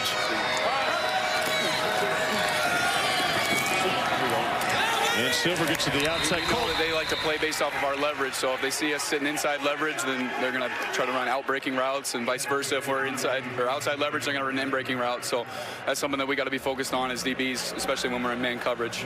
Is man coverage something you guys had confidence in playing in this game? Absolutely. We have confidence in our guys. You know, line up our guys against their guys, and we got confidence on our side. So just going to take a little bit more attention to detail and tighten it up. And I'm not worried about it, my boys. Take us through here. What you see? Here we go. There we go. Great tackle by Sean there. Great tackle. Yeah, they're trying to spread us out. Get, you know, 5-man box, but we know we got good guys in there that can make tackles. So unfortunately, you're not going to go the rest of this game, but I can tell you the entire defense was out there when you were on the field. And even Heflin from the other team, your teammate at Iowa, came over. How does that make you feel when you know those guys are that worried about you? It means the world to me, you know. Those are my brothers. I treat them as such, and it just means obviously the world to me when that can be reciprocated to me. And that's why I won't go in the locker room and ice it up, and I need to be out here watching. I need to see that. Oh. Attaboy 8. I need to be out here for my boys. I need to feed off that energy. That's what's going to heal my knee up better than anything.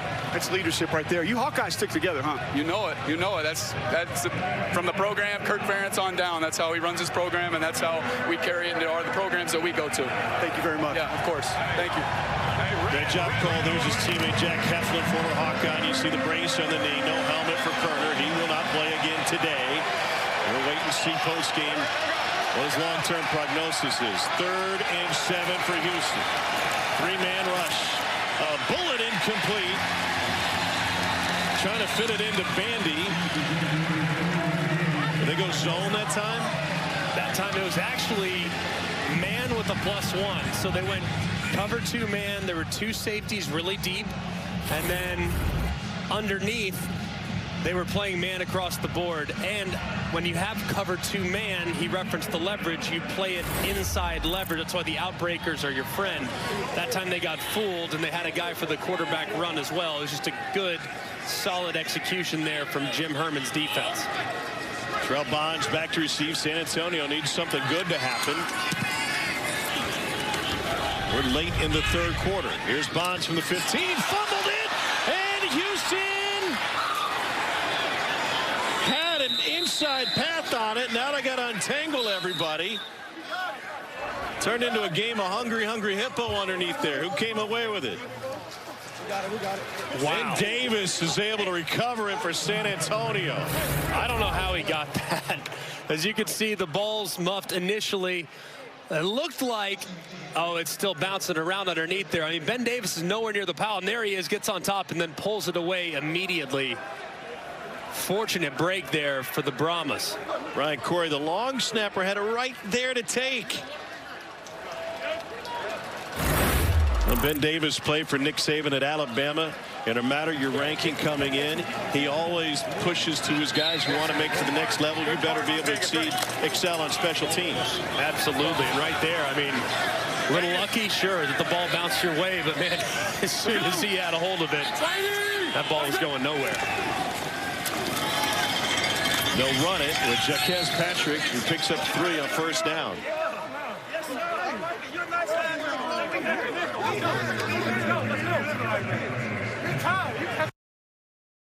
Oh, this San Antonio offensive line has been rebuilt throughout the season. They have really struggled. How can Jack Cohn and play caller Jimmy Johnson help them? I think it's that quick distribution, Tom. Something Heim was Ward emphasized to us in meetings this week. Just get the ball out. Gets it out, and that's good for a 1st down to Akers. Pickup of 9. And that's a good play on the RPO. I agree with Cole. I mean, get the ball out quickly, but receivers got to make the play, too. I mean, there have been a couple drops today that are borderline inexcusable. Stable. Stable. This will be another run-pass option, where if they like the numbers to the right-hand side, he could run the football to the right.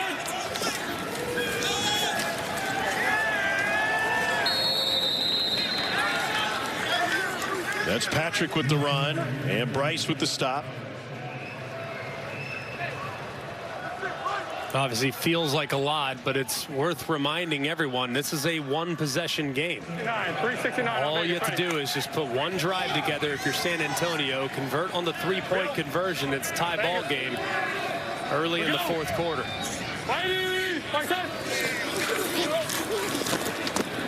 Over the middle to Alize Mack. He's got a first down. Pick up a 14 that time. And an injured player for Houston as we approach the end of the third quarter. There's life for San Antonio. Down 9, which in this league is a one-possession game.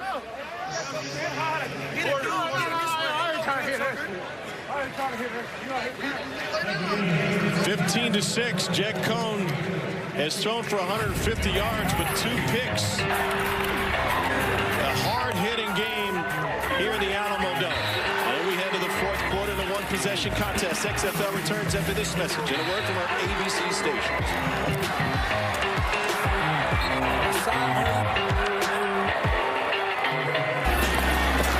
Started this game with a huge goal line stop, and they've just continued to put pressure on the quarterback. Yeah, and they came into this game this week leading the XFL in sacks with 23. They continue to apply pressure, and they lead the XFL in interceptions. They have been very opportunistic. Wade Phillips, of course, has made a living for 40-plus years figuring out ways to attack the quarterback and make life difficult on him, and they've done that today. You see the 4 sacks already, but there are countless quarterback hits that Jack Cohn has taken as the Roughnecks pressure continues. We start the fourth quarter. Houston leading by 9. Cohn thought about going deep, instead checks it down to Jaquez Patrick. How about the coverage down on the back end? Every time they want to go deep, it seems like either they don't have time or Houston's got it covered well. No, it's really impressive. They've been very disciplined at the second and third level. Those safeties, while it is an aggressive group in the front 7, meaning linebacker and defensive line, the safeties have been very disciplined. They haven't let anyone get behind them all game long. Second down 7. Patrick got tripped up. Drew Lewis out of Colorado with a tackle.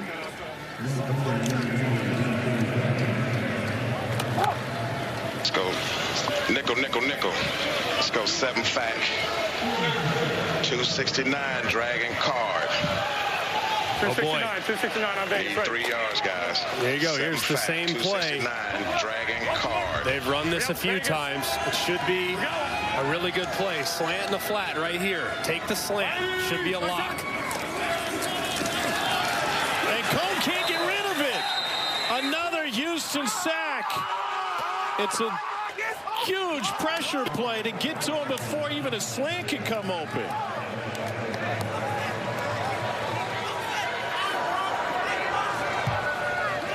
And it was well covered, too. The slant took a half second to materialize, but just a really good job up front. You see the pressure off the right-hand side, not on the same page. Right tackle and Jaquez Patrick not accounting for who is going to where. And it results in a quick sack and a big miscommunication there by San Antonio's offense. Chauncey Rivers, 5 games in the NFL, and here in the X, a huge sack. There's a flag down.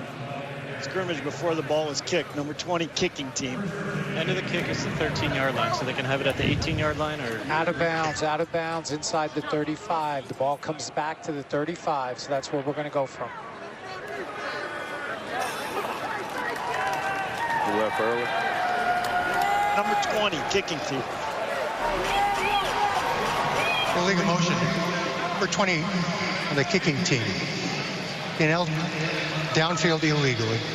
This 5-yard penalty will be added to the end of the play, which is a big touchback. The first down for Houston returns at the 40. instead of kicks out of bounds, and so they'll bring this thing all the way out to the 35-yard line. Our Sunday night baseball matchup tonight is the final of a 4-game series between the Padres and the Braves in Cobb County. Ravi, Eduardo Perez, David Cohen, and Buster Olney with a call on ESPN. Also available on ESPN Deportes and ESPN Radio. Our coverage begins at 6 Eastern with baseball tonight. Sunday night countdown. Padres have won 2 of 3 in the series after a Braves walk-off on night 1. Silvers swings it out. And Max Borghi stays in bounds and found some room and takes it all the way down inside the 40 on a tough 21-yard run. I mean, this San Antonio defense has held up extremely strong in the second half. Obviously gave up the touchdown, but that was on a short field as you see Borghi catching the swing and getting upfield. A little slow to get up to after he kind of lands on the ball. You have to wonder, is the dam about to break for the Brahmas defensively? Yeah, 365 pounds laying on top of him on that tackle as well. Pick up of 2.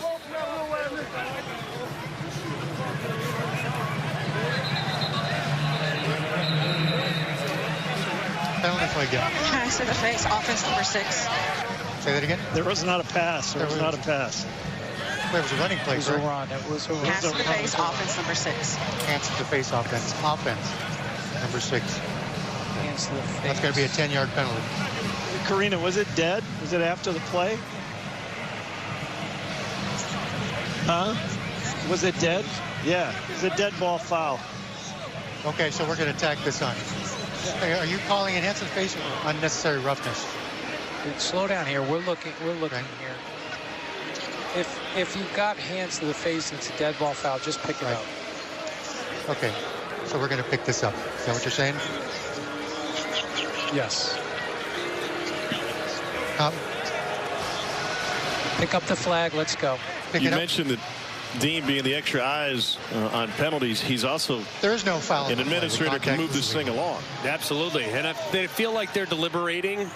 They want to get it right. The officials want to do right, but if it's an inconsequential penalty and they can't get a good look at it, Dean just says pick it up. And right there, there were a little bit of confusion as to whether or not it was during the play or after the play. Ultimately, they decided no foul should be called.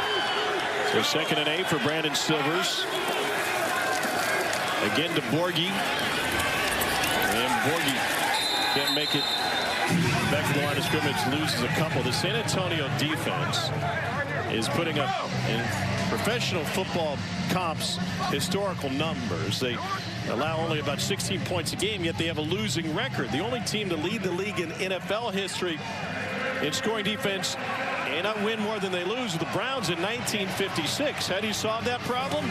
You draft Jim Brown.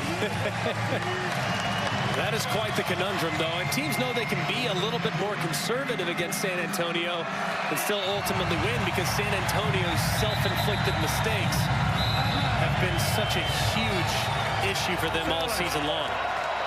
Wade Phillips wants to challenge something. Face mask number 8 on the running back number 22. Okay, you're challenging. Yeah. Dean Benzino breaking it down already. Okay.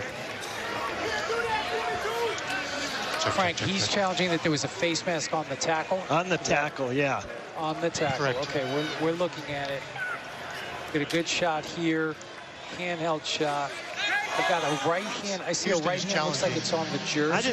There was face mask. I didn't have him 15 on the run. Right there. Let me see if we got an end zone. Go to the end zone shot. Test. I see hand on the mask. Yeah, let me see this. Go ahead. We got it upstairs, though. Right there. This is the guy. Test it. Let it go. Test it. Go slow. Kind of turns it, but it's tough to see if there's a grab in there. He has to determine, obviously, if there's a grab. It's a close call here. It's almost like he swipes it. All right, Frank, after review, ruling on the field stands. There's just, I can't tell if he actually grabs the mask or if he just kind of swipes with the open hand. Dean is going with stands because he can't see if he grabbed the mask or if he just swiped it with his open hand. He doesn't see a grab. He sees him go across with his hand. All right, so the challenge will be unsuccessful. I want to ask Dean about it. Dean, we see as viewers and fans, we think we see a face mask. What's the difference between a swipe and a grab, and how do you make that determination? What we're looking for is something clear. Does he actually grab the mask, or is he reaching and just swipe across? And that's why the head turned. I never saw a shot that showed clear grab of the mask. There were actually two attempts, one on the shoulder pad, one across the side of the helmet. I never could get a shot that showed him actually grab the mask. How much does it have to do with having clear, indisputable video evidence to support the call, Dean? How much of that has to do with it? If we're going to add the foul, we want to see it. We want our officials to see it live on the field, and we want to see it in replay. I appreciate the insight and transparency on 3rd and 11. It goes incomplete out of the hand of Brandon Silvers. And that San Antonio defense comes up with another big stop. As you can see, just a massive turn of events right there, as it looked like things were going in the direction of Houston. Running game was starting to get going a little bit. You thought maybe he grabbed that face mask, but I actually agree with Dean. There was nothing that I could tell without a shadow of a doubt to tell you for sure that the face mask was grabbed. It certainly looked like it might have been, but I can't confirm it with video evidence. Pretty good punt here by XFL rules, a 28-yarder, and it'll be a long field for Jack Cohn and San Antonio. Not as long as that field, but certainly long, especially down by 9. Don't get spooked.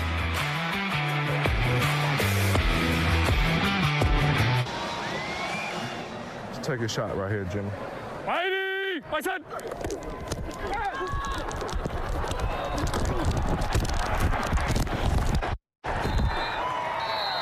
We can't protect him. Hey, we got to hold up in front. When we go play action, y'all got to hold up a little longer in the middle, all right? And then on the end, all right? I said!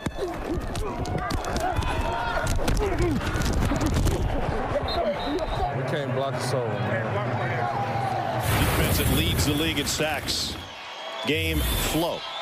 And they have had a bunch of injuries up front, dating all the way back to training camp, so they are doing their very best, but ball has to come out of the quarterback's hand. Jack Cohn has to understand that, and the receivers have to understand that as well.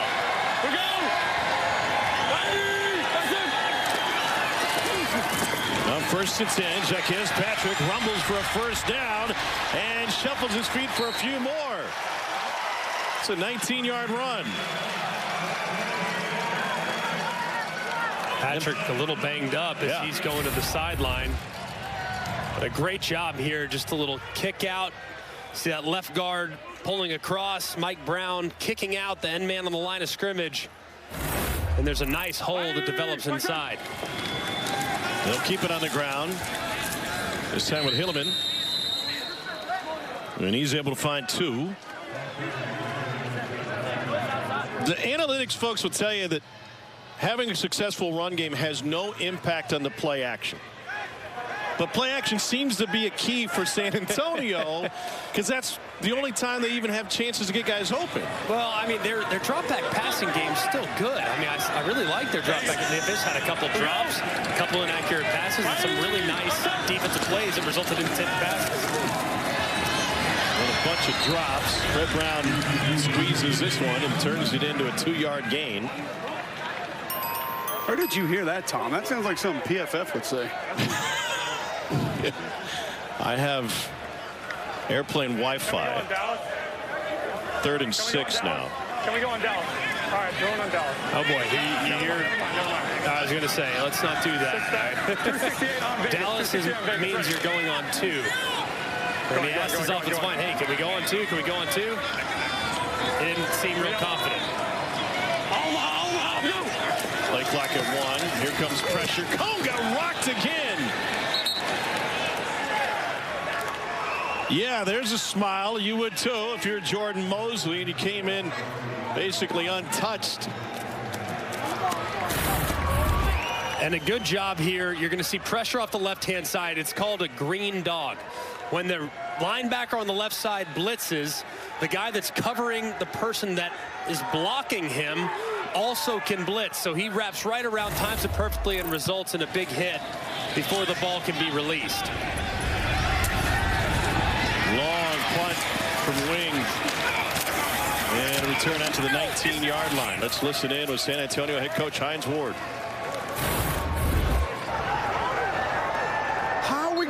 sacked on quick game. Punt. That's so crazy. We're getting sacked on quick game. Now, they have gone to the well on that play probably too many times. They run slant. First time it was wide open. The second time it was wide open. The third and fourth time that they've run that exact same play on a similar down and distance, it's been covered up, and the pressure has arrived before he can get rid of the football. So they need to have some type of adjustment off that where they show the slant, and then he turns it into a double move, fake the slant, and then he goes right behind the defender. But they got to promise that they can hold up the protection before you can call someone like that.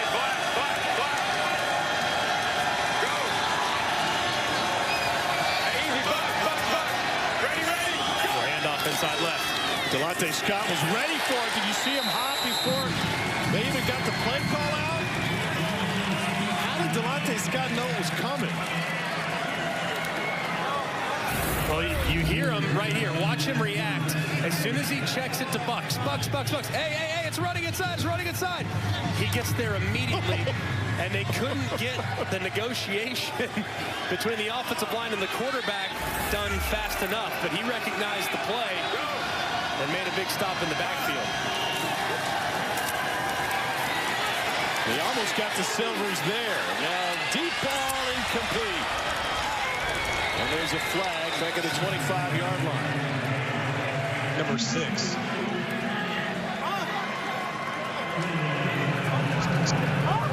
We got off pass interference number 6, coach.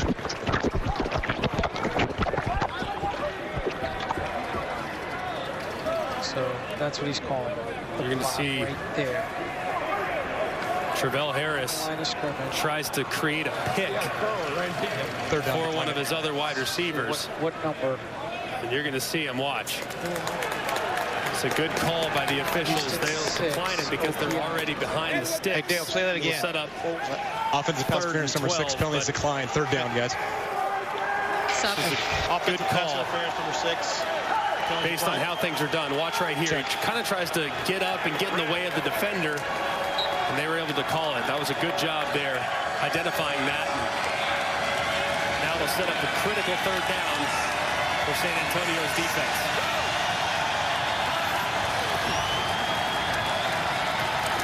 Silvers rings it to the outside, and we got another flag down. Bandy had the catch for a pickup of 9.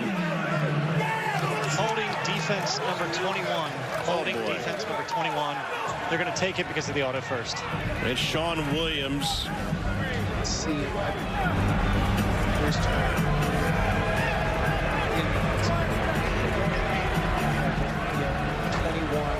Hines Ward can't believe it.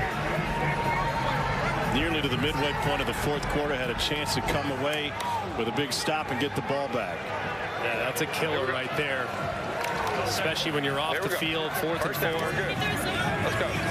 Now you have to bounce back as a defender, a defensive back in particular, very short memory. Grab a guy's jersey, results in an automatic first down. Coverage team still has to be good, obviously, to get off the field to give your offense a chance.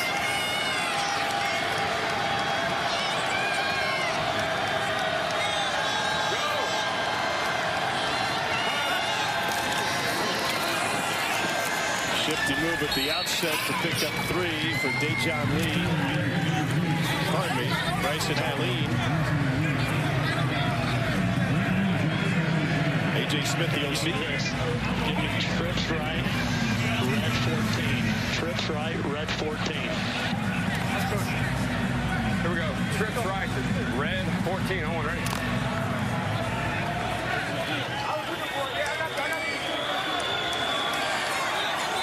This should be, get a chance to throw this one down the field. Incomplete, and no flag. Trying to find Salter. Then quickly another 3rd down. Give me blue check, Spurrier, Z-switch corner. Blue check, Spurrier, Z-switch corner. Blue check, on ready.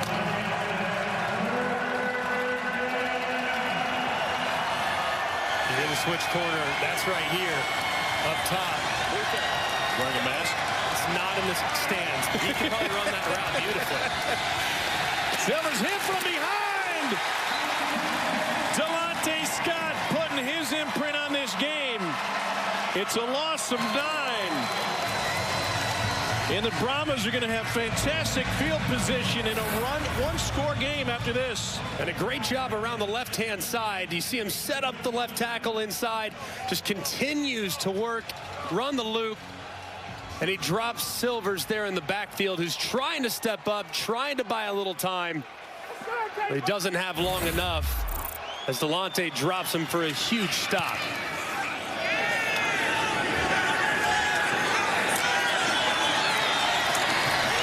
Landon Akers turns upfield. We got a flag on the play. And this will be a hold back at the 42-yard line, a 51-yard punt. 18 on the return. Flags on the ground. All this official communication sometimes sounds like air traffic control as they get it settled out. Outside ground. Accepted. 45. Dean, we need a spot. 40 is a spot. Is your spot. Minus 45 is your spot.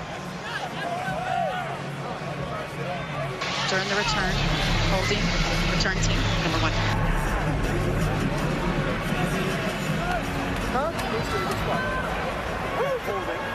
I'm saying, like, if we making So the Brahmas will have it move back just a little bit. But with 5:44 to play in regulation, they have a chance to make this thing interesting. The XFL returns after this message and a word from our ABC stations. And all he can do to find some access with Delonte Scott. All right, Delonte, 2 big plays for you on that last series. First, take us through that first down. When you knew it was going to be a run play, what signaled that was going to be a run? You were able to jump and make the stop in the backfield? Just the stance of the O-lineman. You know, the tackle, he'll be more up on the line, more square feet. And obviously it's going to be a down block or it's going to be a base block. So it's just I just read him, and then I just go to my next read key, and whoever got the ball, and that's what my next assignment is, and just got to go back there and make a play. How did you get to the backfield on the stack to get the ball back? That whole series, well, honestly, I mean, a couple series, I've been working this tackle, getting my rushes, just staying faithful to my rush, man, not giving up, just keep working my moves, taking whatever he give me. That rep, he gave me the outside, so I went ahead and attacked his outside, spiked his hand down, come around, get the quarterback, trying to get the ball at all costs, wait for the quarterback. That didn't happen, but I got the sack, so it got us off the field. Offense out there, we're finna go get this touchdown. We're gonna win this game, and that's what we came here to do. So, thanks, Delonte. That's right. Thank you. That's great hustle by Cole Kublik and showing his best side. No limp, though. Impressive. I'm glad he's okay after bending over backwards, quite literally, to get that interview. Didn't know the size was better than the other. Oh, there is. 2nd and 12 after a loss of 2.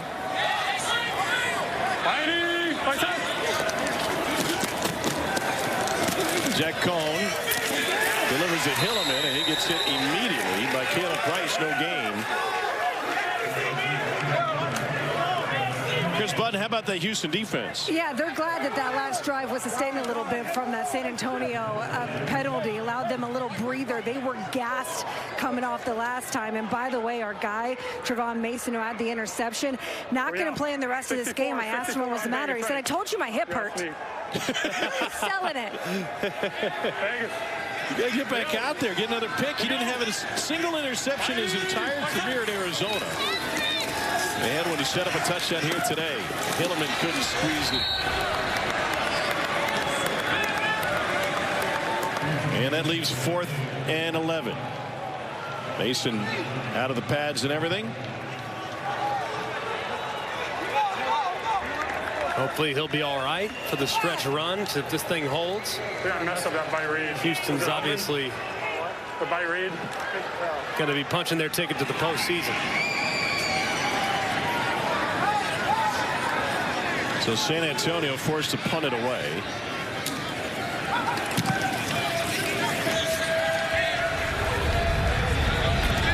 Travell Harris from the 20.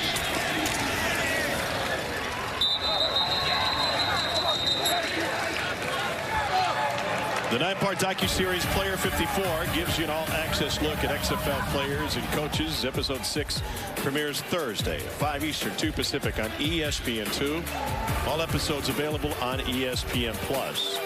Cole McDonald, a big part of it, talking with Danny Garcia and Dwayne Johnson during his tryout. Thank you. He'll be the Roughnecks can clinch a berth in the South Division Championship with the win here, and McDonald in a quarterback. He'll obviously be the man here. 4-minute situation. Obviously going to lean more towards the run. This would be a spot that would feature his skill set nicely.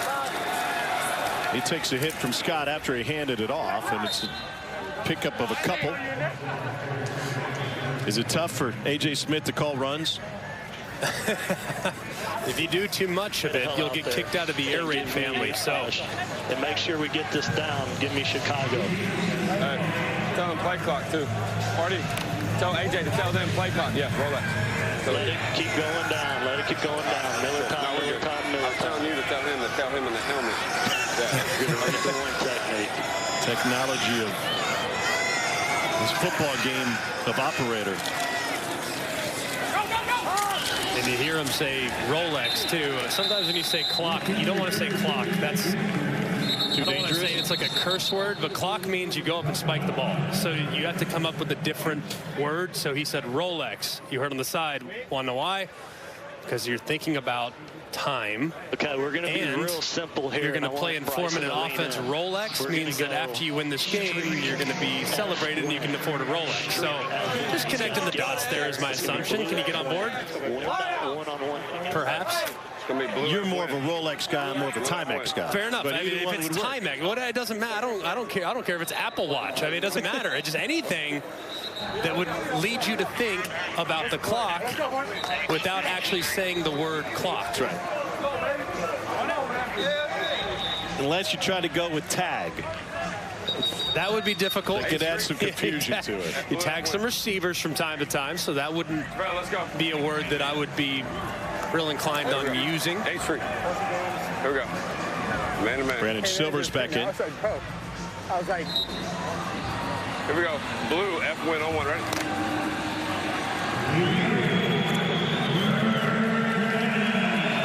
So here's your F right here. Looks like they're just going to give him an option route. Sounds like they're willing to throw it in this spot. Against man, they got a chance. That's Cedric Bird. Silver's looking the other way, and he's intercepted! San Antonio back in this game with the pick by Cameron Kelly. Everything was cool and comfortable, and now it's gone sideways for Houston.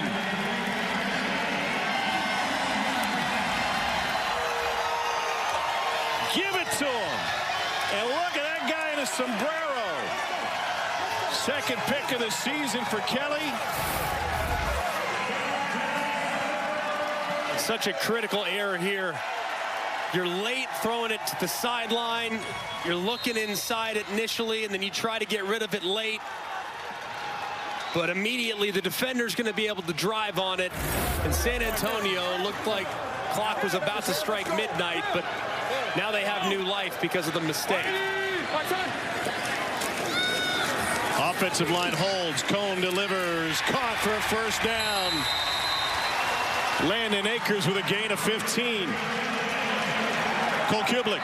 Cam, take us through what you saw on that play allowed you to get the interception. We was in man. I just was trying to guard my man, turned around. God just threw the ball right to me, basically. That's what it felt like. You make it sound way too easy. Man, it ain't that hard. You just got to work. Thank you. Yes, sir. Thank you. 2 picks on the season. They both come against the Roughnecks. Patrick straight ahead.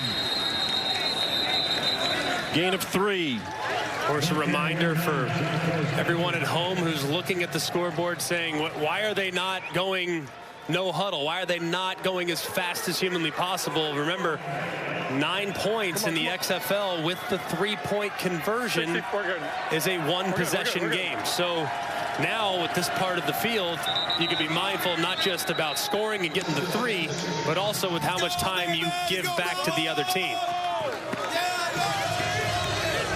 It'll be a 2nd and 7 with return after the 2-minute warning. First It's the pick by Cameron Kelly, product out of San Diego State. Maybe the better catch. The sombrero out of the stands. Getting ready for a San Antonio-style party if they can catch this hips. It's a 10-week regular season. We are in week 8 in San Antonio. Needs a win to keep its postseason hopes alive. Top 2 from each division make it to the division title game. Vegas. We go. Out of the 2-minute warning is 2nd and 7 for San Antonio. Jack Cohn gets sacked again. It's Trent Harris who got him. 2 timeouts remaining for San Antonio. That is sack number 6 for Houston.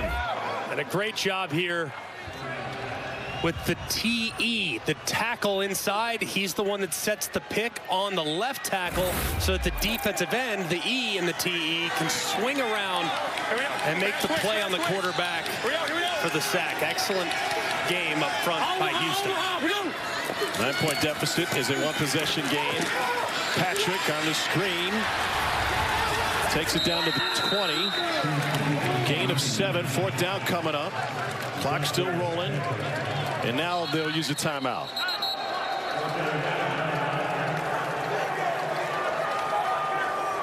You feel better about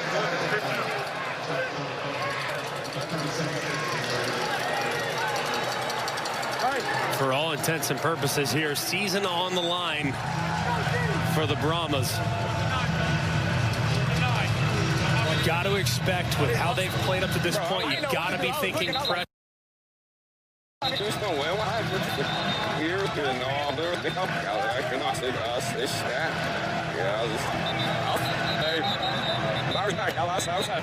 saw the whole thing. Got to be anticipating pressure here. I would call a 7-man protection. Obviously 5 offensive linemen, but 2 backs or a tight end and a back to block them up, anticipating heat. Mac, X-fade angle on Dallas, ready. So here we go, 4th and 10 for San Antonio. All right, your X is to the top. They're probably going to have a one-on-one. It looks like a pressure look right now. There's your X. We go. Well, they look at him on the fade route over the top. 4-man rush. Cone going that direction to the end zone, and a flag down. Ajene Harris had the coverage on T.J. Vasher. Yeah, I thought probably starts at about. They may spot this one all the way down at the 2. Pass interference. Or 3 is the defense. Penalty is the first down spot of the foul.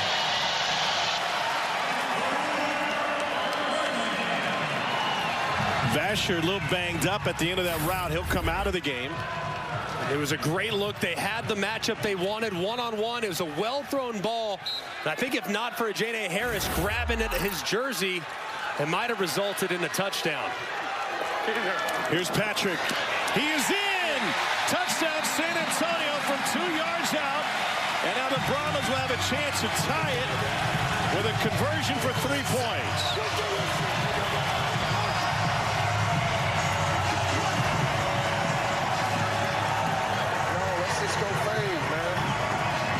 Ward and the Brahmas have not even gone for a 3-point conversion all season. He was asking for a fade. Remember, T.J. Vasher came out of the game a moment ago. He came to the sideline. Tom shook his head, said he's good to go, and Hines had a little talk with him before he sent him back in. Cone wants the play call again. This to tie the game. We saw our first overtime game last of the league in St. Louis. Be on tap for another. Play clock already at 4. Here comes pressure. Cone hit. Throws end zone and intercepted. Tolentino with the coverage on the back end. And with 1:07 to play, San Antonio only has 1 timeout left. Good news is for San Antonio, 2 options now. Obviously, great touchdown here by Patrick, mowing through the line of scrimmage for the touchdown. And then the failed two-point conversion attempt as they overheated one side and double covered the slot. But now you get the option, 4th and 15 or an onside kick. And based on the conversation right now being had with his quarterback coach, you have to think that it's going to be the offense that takes the field for the San Antonio Brahmas. 4th and 15 conversions are 2 for 8 in the XFL this season. This will be San Antonio's first attempt at it.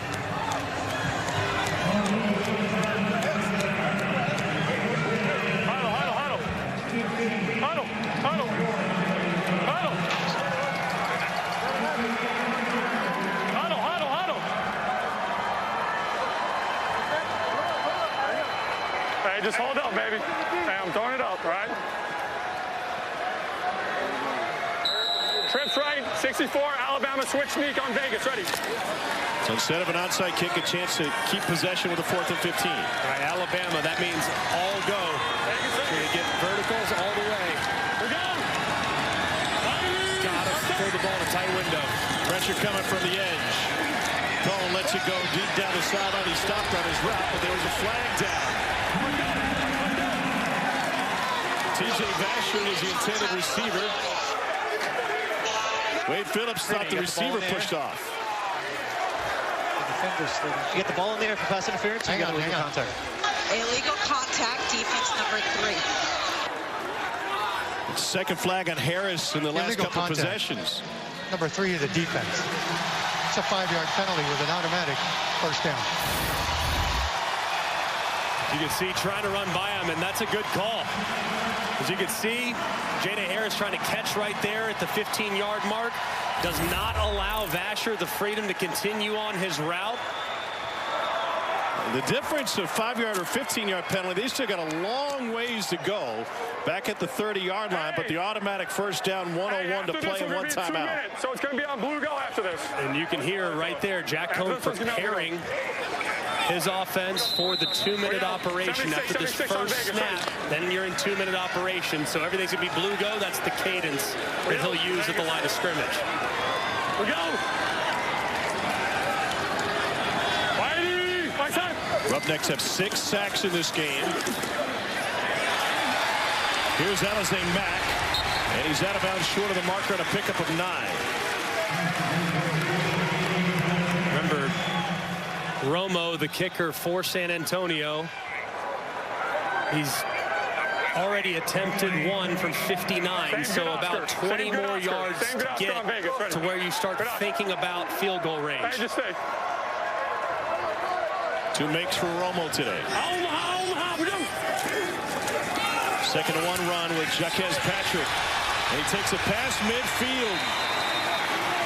14-yard carry. He'll spot the ball, and Cohen's going to clock it.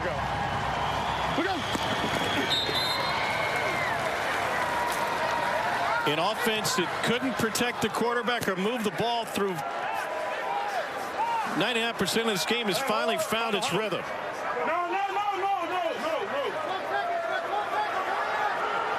What? They clock at 20. There we go. We good.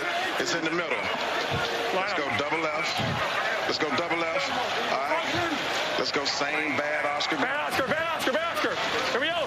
Another handoff to the left-hand side. They better hustle. Omaha, we go.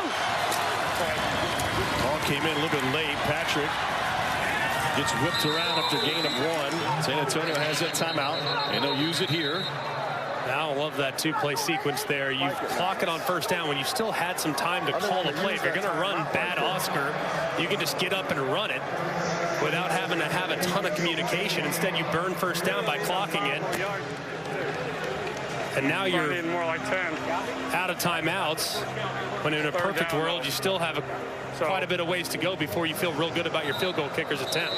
Playoff implications in this one and the next one. The XFL Week 8 season will wrap up tonight on ESPN2. Seattle and DC match up for the second time this season. That's on ESPN2. Coverage begins at 7 Eastern and also available on ESPN+. Romo did attempt a 59-yarder that was eventually negated because of the penalty, but he missed it short and wide right. We go, Vegas. We go.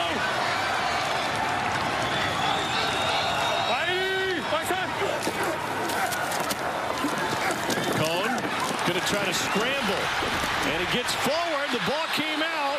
They say he was down before it came out, but it's a first down run. Now this would be a spot where you would clock it. Your quarterback just ran. He's out of gas. Now you clock it because you're already comfortably within field goal range. We go. Cole, you had a chance to chat with John Parker Romo. What did he say about kicking in here in his range? Well, before that previous play, I asked him, what yard line do you need to get to? And he turned and looked back out on the field, and he said, we're close. Well, then this should be good, huh? I would think so. You're good to try it. I don't know if you, let's not put the cart before the horse here. 54-yard attempt from here. Tom, you said 59 a couple of times. He did follow up, and he said, just get me inside 60. I think we're good. Okay. Get out, JP. Adrenaline might be a little greater at the end of the game. Can't afford to take a sack, obviously. 31 seconds left in regulation. Blitz coming. Batted down, and Cone bats it down a second time. Yeah, that was close. Tavante Becker with the tip. They bring the pressure, try and knock him out of field goal range. And a good job by Cone. Smart play, huh? Man. That's right, but you have to alert your field goal unit of a possible hurricane field goal situation. So 25 seconds left. If he's tackled inbound short of the line to gain, your field goal unit has to run onto the field immediately to attempt a field goal as the clock expires. Pressure from the edge. There's Alize Mack, who's up. Now you got to go. Hurricane, hurricane, hurricane. You see the towels in the air. Hurricane. Saw this at the end of the TCU Iowa State Baylor game. Excuse me. Hurricane field goal operation. Clock at 8-7. It's from 49 yards with 5 seconds left to force overtime. It is good! 1 second left on the clock, and John Parker Romo delivers for San Antonio.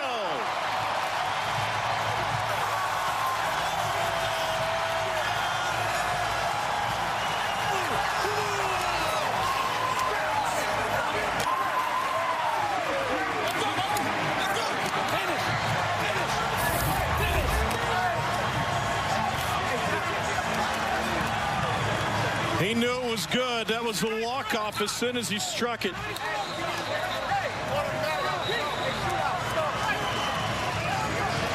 Hines Ward knows what's on the line.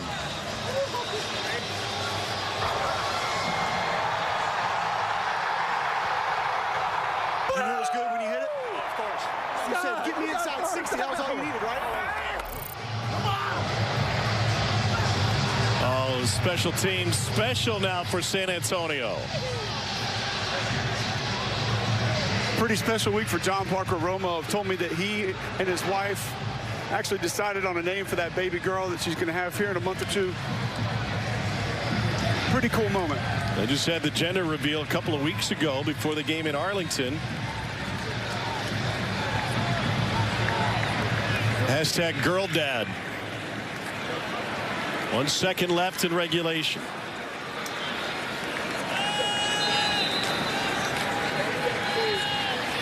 And then we could have our second overtime game of the weekend. Unless Houston's got a river miracle here. And that is a full head of steam. And a move to the outside, but nothing doing for Dejon Lee. Now this sets up one of the great overtime setups that we've seen. Let's bring in Dean Blandino to walk us through it. Fans just saw it in St. Louis, but Dean, for folks who haven't seen it, walk us through the rules. So the rules, we're going to have alternating tries from the 5-yard line. San Antonio, the home team, will have the option to play offense or defense first, and then we'll just have a try from the 5. If they make it, they get 2 points. If they don't, they get nothing. We'll go 3. If we have a winner after 3, game over. If not, we'll keep alternating until we get a winner. 2 overtime games in back-to-back days. How about that? It's kind of like penalty kicks. Right, McElroy? That's it. That's it. As you could see yesterday, in the game involving the Battlehawks. They converted their first 2 attempts. There was a penalty on the opposing team, and next thing you know, they're off and running. Coach Ward, just kind of take you through your mentality now. Everything that's happened over the course of this game. Now you go to overtime. Where's your mind? I want to go win it, man. Listen, we got 3 tries. Defense is up. Alamo Dome will get rocking. We'll see if we can hold them to 0. Thank you, Coach. If I were Hines Ward, I would somehow figure out a way to delay this as long as humanly possible to let all these fans here in the Alamo Dome to run to that end of the field as quickly as possible. Yeah, the players, G-Mac, on the sideline are trying to direct them all down that way. Yeah, hey, come down here. We need some crowd support. I like the effort. Chris, what's going on the Houston sideline? Completely shell-shocked is about how you can describe it right now. They're frustrated with the penalties, the lack of calls that they say. We're seeing people pushed around on the sidelines that they thought should be called. Frustrated and shell-shocked. Alternating tries from the 5. Round 1 of 3, and they bring pressure on Silvers, and it falls incomplete. Drew Beasley put him down. He wanted a shot to the face, and that'll be San Antonio's turn to try to go up 1-0. Something that Houston's defense did to San Antonio actually a little earlier in the game. All-out pressure. You see Beasley on the right-hand side. Nothing too high. It's a good clean hit there coming off the edge. So 1X for Houston, and San Antonio can take the lead. Explode, F-Flip, Zach, 377, Z-Go, Max Fade on Vegas right. Loudest but loneliest in the building. They'll try to get a one-on-one up top. Yet again, if they can get the X fade, they're going to take it to Vasher. Omaha, we go. There he is, back in the end zone. Couldn't squeeze it. Riley Tejada with the coverage for Houston. Both teams fail on the first try. Do we have it over here? It was a well-thrown ball. It looked like Vasher was going to be able to reel it in. Almost did, but a great job playing all the way through it. And ultimately forcing the ball incomplete, but it was a heck of an effort there by Vasher. Second overtime in as many days in the XFL. Cole McDonald now in a quarterback for Houston. One play from the 5.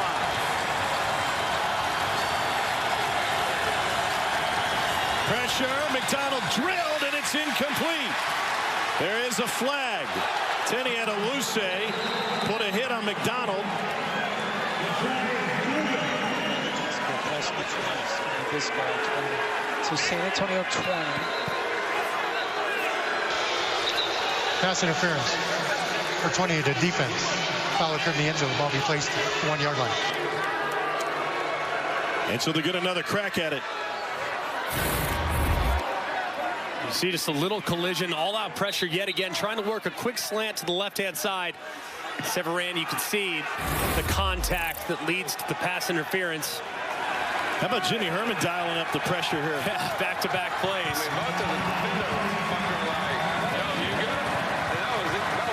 One would assume pressure's coming again right here. McDonald in a quarterback again.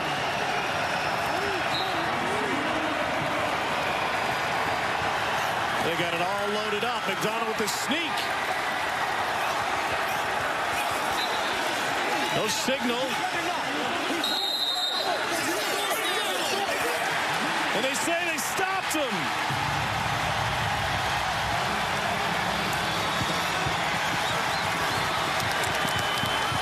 Dean Blandino trying to sort through all the bodies on the goal line back in the command center. Sure here. My far handheld is not on the line. And the call on the field is so important too, because it's so difficult to overturn. I'm going to go to when it's that chaotic along the line of scrimmage. It's hard to see exactly where the ball is. So the call on the field is massive because you obviously have to have indisputable video evidence beyond all doubt to overturn. It's so hard to get that when you have that many bodies around the football. Frank, after review, the ruling on the field stands. Nowhere to go with it. After reviewing the play, the ruling on the field stands. The try was unsuccessful. If we're even after this first round of 3 tries apiece, we move on and tee it up again. San Antonio with a chance.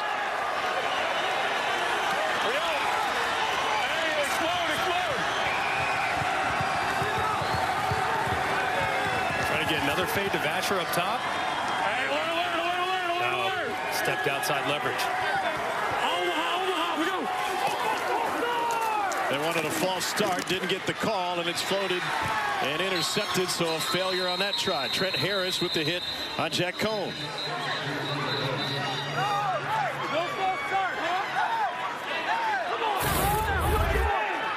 You can see, tried to get a little bit of help right there with having that many bodies on the left side to slow Trent Harris, the pass rusher, down. He still gets home and forces the ball incomplete.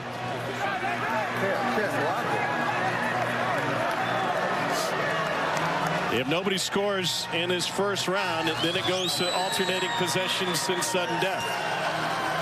Essentially where we are here. Nobody scored through the first 2 rounds. Or 2 tries, I should say. It's still McDonald at quarterback. Safety blitz coming to the slant. He's in! Deontay Burnett. And now San Antonio will have to answer to keep the game alive.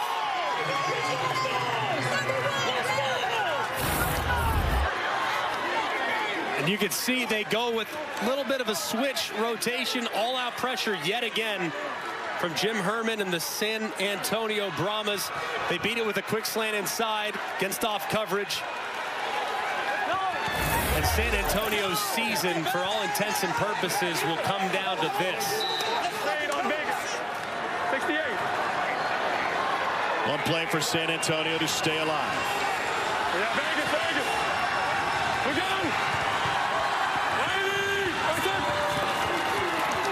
Cohn to the end zone. It is incomplete. And Houston wins it in overtime. Deontay Burnett, the deciding score. And Wade Phillips' squad has clinched a playoff berth.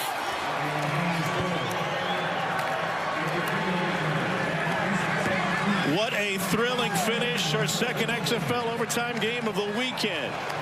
And the Roughnecks will be playing in the postseason. Week 8 continues tonight with DC and Seattle. Our final score. Houston comes on the road. Wade Phillips' team sweeps Hines Ward. It's a 17-15 overtime win. ABC World News tonight, or your local news, coming up next on most of these ABC stations, except on the West Coast. This has been a presentation of XFL on ABC. For Greg McElroy, Cole Kublik, Chris Budden, Tom Hart, have a great Easter weekend, everybody.